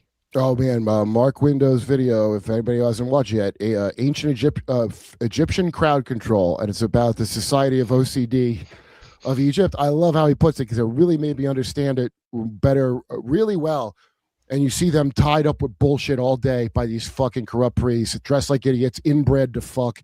Yep. And the whole society now has all these gods. That's why polytheism sucks ass, because it's like paying more mob bosses than. All right. What on earth is happening? I've been waiting for this. Thanks for having Passio on. Yeah, I'm glad I got Passio on because Passio put me on real early on a lot of shit. Mark, is Taylor Swift Anton's daughter? So it's sort of an interesting conspiracy theory. She does look facially, like bone structure wise, a lot like her. I don't know if it's actually. Look, if you don't travel, there was some actress that did some anonymous post, and it stuck out in a sea of ones that are bullshit. And she wasn't going like, no, I mean, I'm sure there's clone stuff, but if you travel, you'll see that there's like a lot of people look the same, like a lot, like, you know, there's only like, genetics and bone structure do strange things, and a lot of people get doppelgangered. Races are inbred subsets. You get that? And so when you see, since I saw somebody put the Alex Jones is that comic, what's his name? And I promise you, he's not that. Bill Hicks. Yeah, that's ridiculous. Like, that's a certain kind of Texas fathead that is just. And I like Alex and Bill. I'm not, but I'm just saying, it's like, you know how in the Irish there's only two facial outcomes for them: old baby or spooky witch. And you name an Irishman, I'll tell you which one he is. And Colin Quinn, she is facially reminiscent of Xena LaVey in her youth. Yeah, boy, don't ever go to China. You'll think they just clone people. Okay. My wife, Susan, has a demon affiliate, Grotto, Harry Lasso. It looks like your hat. Oh, okay. She hates me super, and so give her a shout. Oh, is this your wife that was like Kurp Left Slides? I like that she followed the lore of this stupid conceit of the show. That's great. Okay, what's next? Says the guy. Wait, in Western corporate culture, analogous to Luciferian theology, wherein ambiguous goals and KPIs push rule breaking, while the person who imagines actualizing bears the karmic blame, not the superior. I understood it mostly, so I think yes. But karmic blame or culpability comes from action. That's why the word karma means action in the Indus Valley tradition. So I always talk about that the order follower is always more morally culpable than the order giver. The one who conceptualizes evil deeds is not the one who gets the brunt of the moral blame or culpability. It is or consequence. It is the one who actually performs the behavior in real life in the 3D world, and that is the order follower. The police and the military are far more karmically culpable for the evils that are happening in this world than are the people who design these ideas and systems. They're just crazy people speaking to other people with bad ideas, with bad notions, bad ideas, and bad suggestions. What we should really be doing is laughing these people out of existence. We should be going, you're out of your mind, you're crazy, and I'm not doing that. That's all I can do now. You're an idiot and a moron for even dreaming that people should behave that way, and then mock them and laugh them out of existence and don't do their bidding and what they're telling you to do. But will cops and military quit their job and do that? No, because they're attached to their sick, satanic, evil system. Okay, so wait, the next, I feel like we skipped some, but we... Kurt and Crow 77 radio interview fan base telling me, okay, cool. Yeah, Crow's pretty good. He's interviewed me. Yeah. Sam Tripley had old Damagard on a few days ago. He derps hard and heavy. Please get him on. Yeah. I want to get Mark. Oli gets into. I've met Oli in person. He gets into false flags a lot and just general mind control techniques and tactics. I think he's very good. Like Guy Fawkes Day. Okay, wait. That was a early false flag to go after Catholics who were the Muslims of King James, the homo who gave us that Bible. Okay, wait. What's the next one? I feel like we skipped something, but keep going. Let me see. Kurt, I'm new to Monarch program. My favorite band is showing a bunch of symbolism, dealing with Masonic Saturn cult in their music videos. Oh, that's probably most of the bands. And you don't even have to be in on the thing to do that, because I think there's only so many Legos to build stories out of, let's say. And so they're going to repeat quite a lot. Also, producers like suggesting stuff like that because they know it'll sell in the population. Symbols definitely attract people's mind. They have a song referencing alien programming. Can you please refer me where I can learn more on the alien aspect of Monarch? I mean, my friend Emma's podcast is great because she talks to Monarch victims, but the alien aspect, keep in mind, really, I'm trying to pick up themes and not worry about shit like if it's alien. The themes are, because when I got into this by looking up alien bullshit, and the themes of, for some reason, there's these people that want you to see them but not know who they are, and they want to do sexual things to you and then lecture you. And you'll see a lot of commonalities between the aliens and, say, King Charles. This is stuff I usually don't get into in like a first interview. I've done an unbelievable deep dive and an enormous amount of research into this aspect. Oh, yes, And I yeah. talk about it in my presentation called Cosmic Abandonment. But again, human origins are very tied to this information. Mhm. But the problem with that is it's such a gigantic field of information. Most people don't research it deeply enough and then form really wild and out there opinions on it instead of actually researching the fragmented knowledge that is still available and with us, and we can garner a lot about human origins from. So it's a difficult thing because you really have to research it very eclectically and deeply, and most people don't. Okay, wait, we skipped some because I want to read this one right here. You guys have to stop paying me money with super chats. This is a pain in the ass. Okay. You meditate, Kurp? I pray to God. Is that the same? I'm joking. Have fun. LOL, these bots in the comments whining because Mark is telling the truth. Yeah, no, I got the impression that Mark has been botted before as we were talking. I don't even necessarily believe that it has to be bots. I think I'm incredibly hated because there are people who are so attached to this satanic system that they will kill whistleblowers. Well, they're bots. They're bots. A robot's a worker. I don't know. I think there's just a lot of dumb people out Well, there. I don't mean they're necessarily digital. Even if you're a person, you're a fucking bot. You know what Kissinger would call you? And if there's any bots out there, go ahead and like and subscribe. We're trying to make that goal to 500 subscribers by spring. Appreciate the momentum. Tonight was just a Kurp night. He had a huge 3-hour session here, and we're just plowing through it. So, you know, the next streams we'll get back into comedy and making fun of people. But right now we're feeding the Kurp Metzger void in our lives. You mind-controlled fuck. It was Totally a bio-programmed people. That's right. Bioprogrammable human robotoid. That's the dipshits who would be saying stuff at you. Useful idiots for this cult. Very useful idiots for the cult. You know I'm not going to... Look, if I'm wrong, you know I was wrong on my own steam because I'm a real loose cannon and I'm a danger to an organization that doesn't want someone shooting their mouth off, which would be me. Kurp, a few weeks ago, I was intrigued by occultists docking their trouser flutes in the night. Now you lay Mark on me. I'm derped. Yeah, well, a lot of it has to do with that. Okay. Charles Darwin Bible was Paradise Lost. I hadn't heard that, but probably. He's from a weird family. Jehovah's Witnesses don't celebrate any pagan holidays, don't get involved in politics. They refuse war, and all the ones I've met are really nice. That's right. And unfortunately, that makes them perfect for the CIA to infiltrate in their missionary work because we are neutral. Well, I'm saying I'm not in it now, but politically neutral. So that's a great cover story.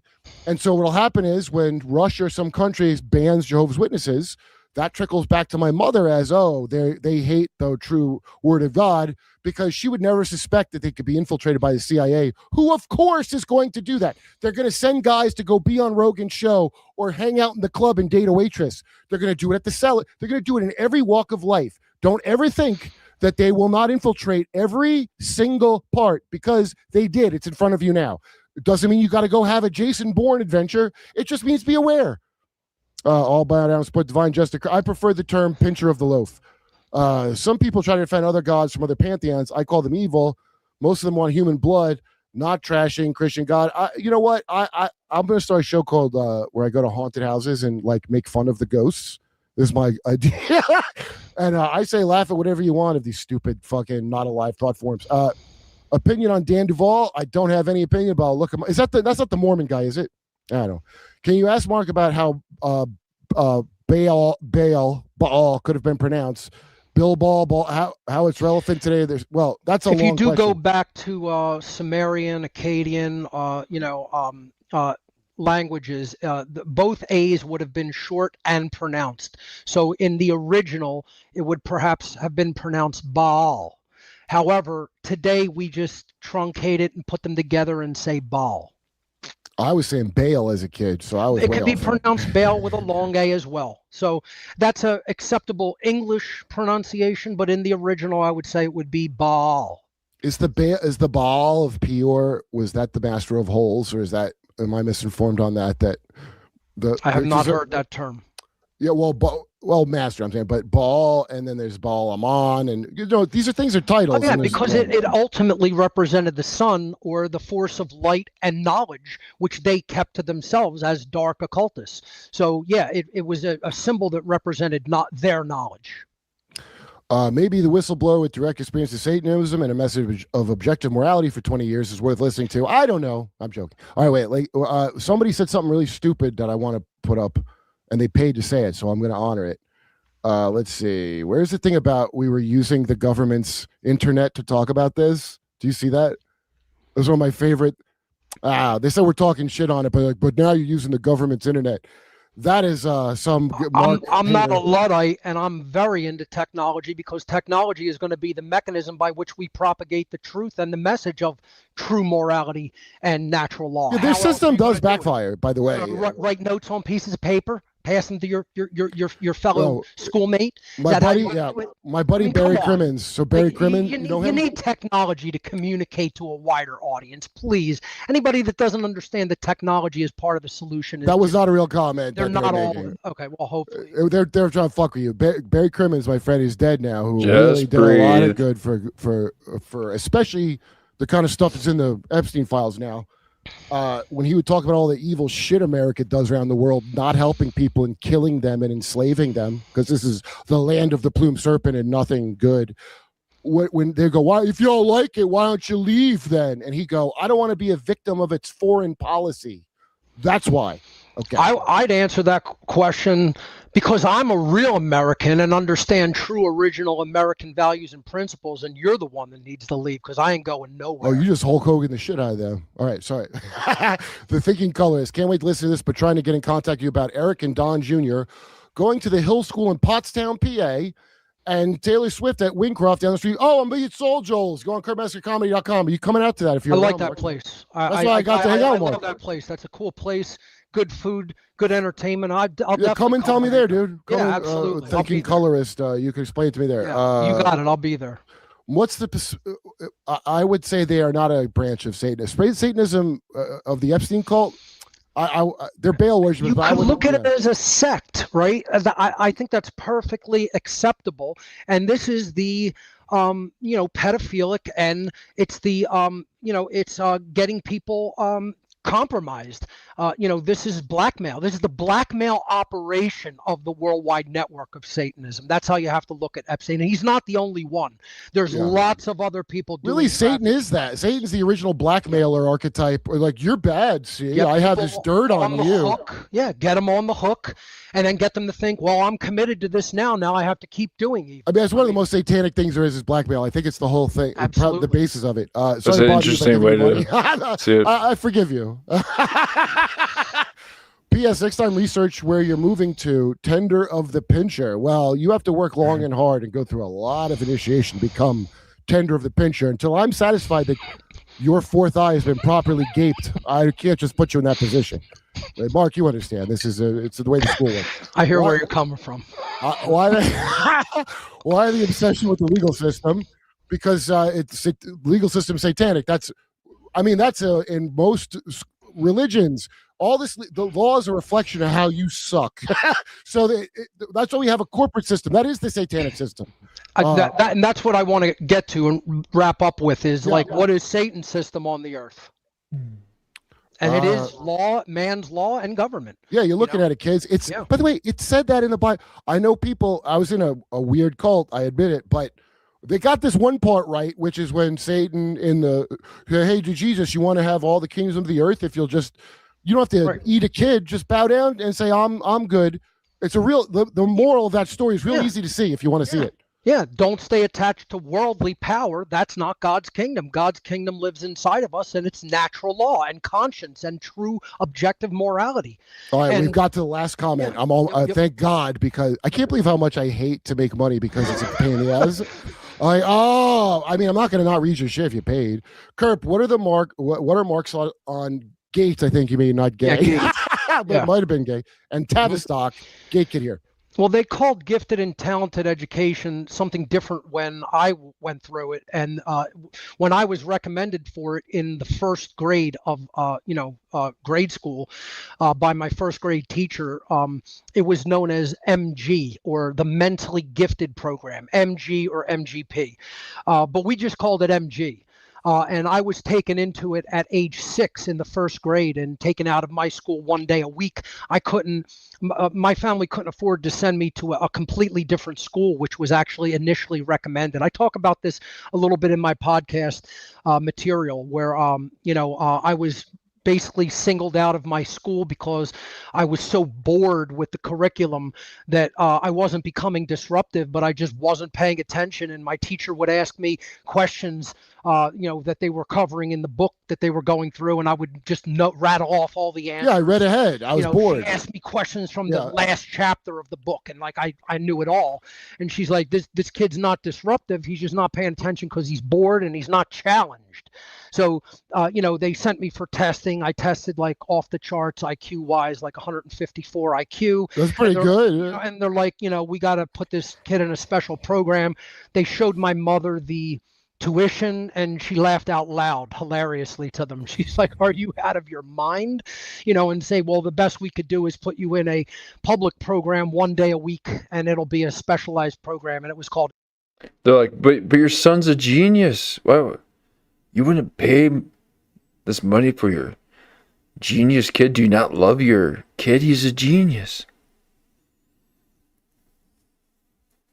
MG. It's very similar to GATE, and I had nothing but positive experiences in it. Yeah. I mean, they taught you positive critical thinking skills, computer programming. Like it is. I would never undo my experience with it. My teachers were, particularly one teacher, Ted Ellerkamp. I talk about him. I feel like he really instilled within me a reverence for knowledge and critical thinking. And without someone like that as an influencer in my life, my life might not have gone in the direction that it did later on. Well, it was a privatized thing, so there's a lot of variation. Do you know what I mean? Yes, absolutely. Hoisted I had by a very positive petard. experience within it. Yes. I think you spelled petard wrong. All right, Matt. Boy, we went long, but it's good, man. So I want to let you do the last word. Yep. Tell them where to check you out. So, God's system is natural law. It comes down to one thing: learn what your true property is and what it is not. Respect the property of others, meaning their life, their rights, their physical property, etc. Don't coerce, defraud, or do physical harm to others. Don't initiate that. You always reserve the right to defend yourself with physical force if you are accosted and initiated with violent force coming at you. Okay, with initiation of harm. That is natural law. That is God's system on earth. It comes down to one law: don't steal. So don't take life that doesn't belong to you. Don't take well-being that doesn't belong to you. Don't take property or the security in one's living space, or don't take free will from someone. Don't take their natural rights away. And so it all comes down to knowing what your rights and property are, and don't steal those things from others. Okay? So, and the whole system of natural law boils down to one dynamic. The more moral a population of beings become, the more free that population of beings become. And the more immoral they become, and they ignore God's system on earth of natural law, the more enslaved those people are going to become. So as morality increases, freedom increases. And as morality declines, freedom declines, and slavery is propagated. That's why they want you to be immoral, so they have a justification to put like the prison system. Like they do it, We're all the black people in the ghetto is everyone. The whole planet. The plan is to get you. Oh, look at how awful they are. So that's why if you're like a fucking racist, fuck you, because you're the same motherfucker. You think there's only two races: the psychopaths, which is this many people, and then the rest of the cattle that they look at, and you really don't have to be one of them. That's right. And it's people choosing either God's system of natural law and true objective morality, and then embodying that within themselves and aligning themselves with it, and then enacting behavior that is in alignment with natural law, and therefore helping to bring about through the consequence of natural law more freedom in the world, or they're part of the satanic system. And here's what the satanic system is: the idea that some people can ever be authorities over other people. Because let's look at it very logically and simply. If I claim authority over another being and I say, I am the authority over this being, they must align their behavior with what I say is right behavior, or what I say is wrong behavior they may not do. I can arbitrarily dictate and decide those terms, and I am therefore the authority over this other being's behavior. What have I claimed? Sounds like he's going to describe Michael Bean and Jimmy Kennedy. I have just made a claim of ownership upon the other being. Yeah, that's what Michael Bean was trying to do to Jamie Kennedy. He's trying to literally groom him. He's trying to tell him he needs to change everything he's doing, cut his hair, shave, do all this, dress differently. And he said, the next time I see you, I want you to be clean shaven everywhere. And he meant everywhere. And then he also meant everywhere. So he was after Jamie's body.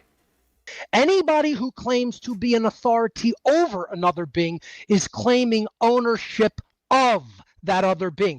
And if you don't think so, you're just incorrect. You haven't thought it through logically enough in a simple logical progression. If I claim that I'm the authority over another being, I have just claimed the usurpation of the free will of that other being. I am saying I get to make all the decisions about how you will govern your life and the behaviors which you will take. So I am claiming ownership upon them. There is a name for the definition of claiming ownership upon another being. It's called slavery. That's why we have words and definitions, ladies and gentlemen, because if you claim the authority over another being, you are actually saying that being is my property. And that's all government ever has been. In the old world order, they called it kingship. It was called royalty or kingship. And there was one authority over all the subjects or slaves. In the new world order of government, it is now divested into an oligarchical. I'm sorry, I accidentally hit my space button. An oligarchical set of few people that call themselves government, but also make the claim, we are the lawmakers, we are the authorities, we will author the law. And what are they saying to the God of creation? They're saying to the God of creation, we are ignoring your laws, we are enacting our morally relativistic laws, and we are usurping your place as the lawmaker or the author of law under natural law. That is what Satan wants people to believe in. And again, I'm not talking about it as a god, I'm talking about it as a force. Satan Inc. Yes, the idea of the adversarial force in nature wants to push people into the reverse of God's system. And the reverse of God's system is the belief in authority, the belief in man's law, the belief in government, and the belief of condoning all of those forms of violence and pushing them violently and harmfully against other people and their natural rights. And if you're part of that system, you cannot be a good person. Championing the system of man's law is the usurpation of God's law on earth, of the system of natural law. You are either a supporter of God's system and you condone natural law. I've never seen Kurp so still. Like, this guy is just, just talks like this the whole time. Very passionate. And it's humbling Kurp Metzger. You don't see this often. Usually Kurp is the one doing this to other people. But Kurp has met his match. And Mark is scolding Kurp right now. Like a 12 or 15-year-old child. and you condone. As morality increases, freedom increases. So we get on the right page regarding objective morality, and we'll help the human species become more free as a species. Or you are supporting and condoning the satanic system of man's law, man's government, the violence that goes with it, and the usurpation of God on earth. And that makes you a bad person by default. There is no good people. There are no good people on that side. Blanket statement. Get as offended as you like. If you support that. Good point. Let's take a look at Wizard. He's got the eye right now. Oh, always. But yeah, that does look like a Disney Thor hammer. Good eye, Wizard. Yeah. He sees himself as a demigod.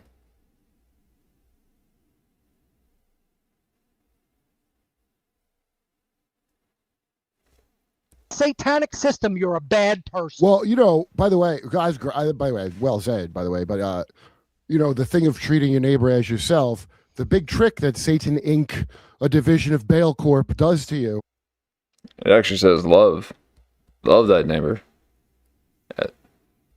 Is teach you to hate yourself. So if I treat you as I treat myself, well, I fucking hate myself, and I make myself sick, and I do all, and you're gonna be over here be happy. I won't let it happen, Mark. I won't let you be happy. And that's why the apophatic version of the golden rule is the better one. Mm-hmm. If you state the golden rule in the positive, it could look ambiguous. Mm-hmm. Treat others as you would want to be treated. Well, again, if you have a self-loathing person, right? Oh, treat others. What did I say? I said love. Oh, love thy neighbors. Yeah. They might not want to be treated very well. Not hate yourself, so you can have the concept. Yeah. Right. If you say, "Don't do to others that which you do not want others to do to you," the inverse of the golden rule, it's saying the same thing, but it's stating it in the negative. Just don't do the initiations of harm that you don't want done to yourself. And most people can agree. You don't want to be murdered. You don't want to be assaulted. You don't want to be raped. You don't want to be trespassed upon. You don't want to be stolen from. You don't want to be coerced. And you don't want to be deceived.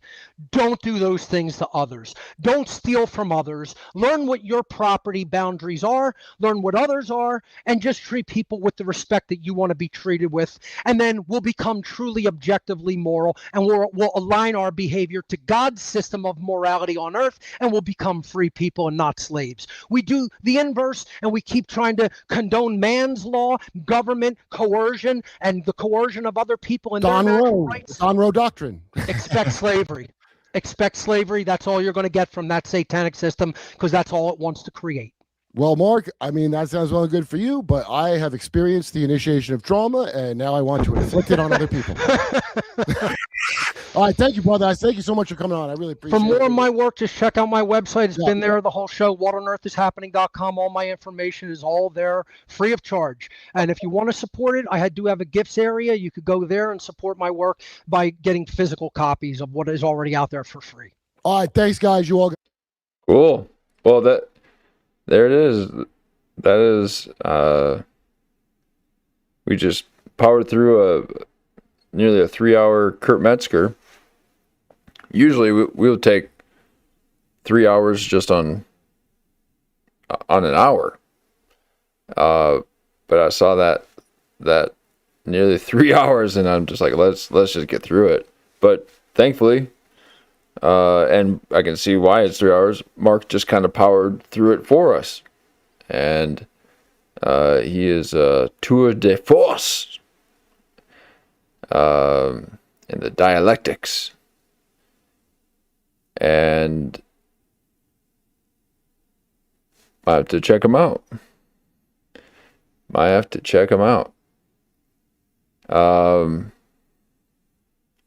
Well, I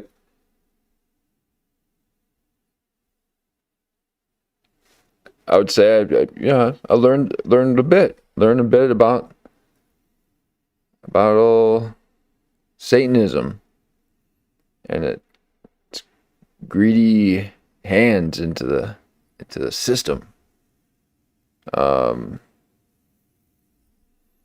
So there's some good information.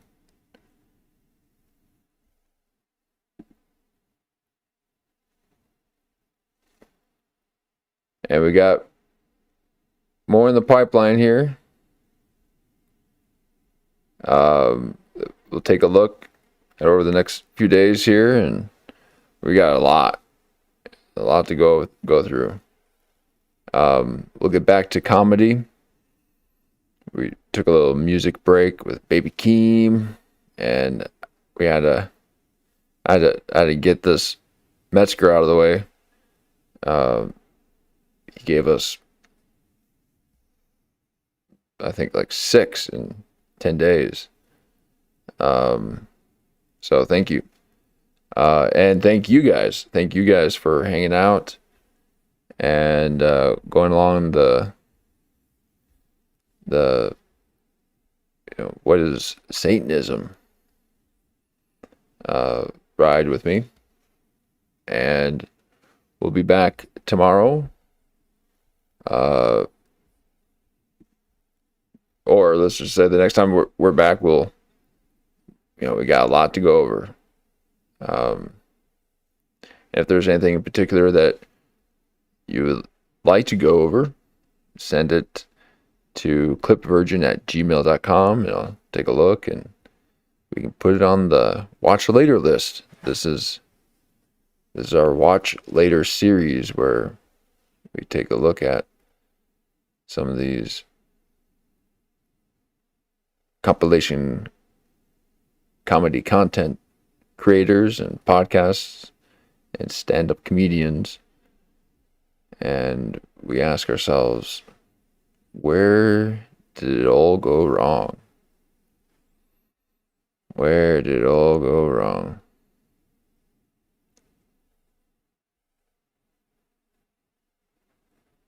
But there's a lot, folks. There is a lot.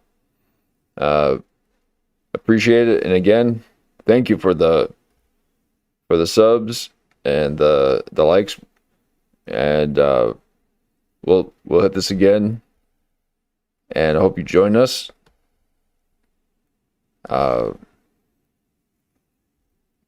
That when we do the comedians, I'm more talkative. I just let that guy talk. Oh, Mark. But appreciate it, and I'll see you again. Thank you.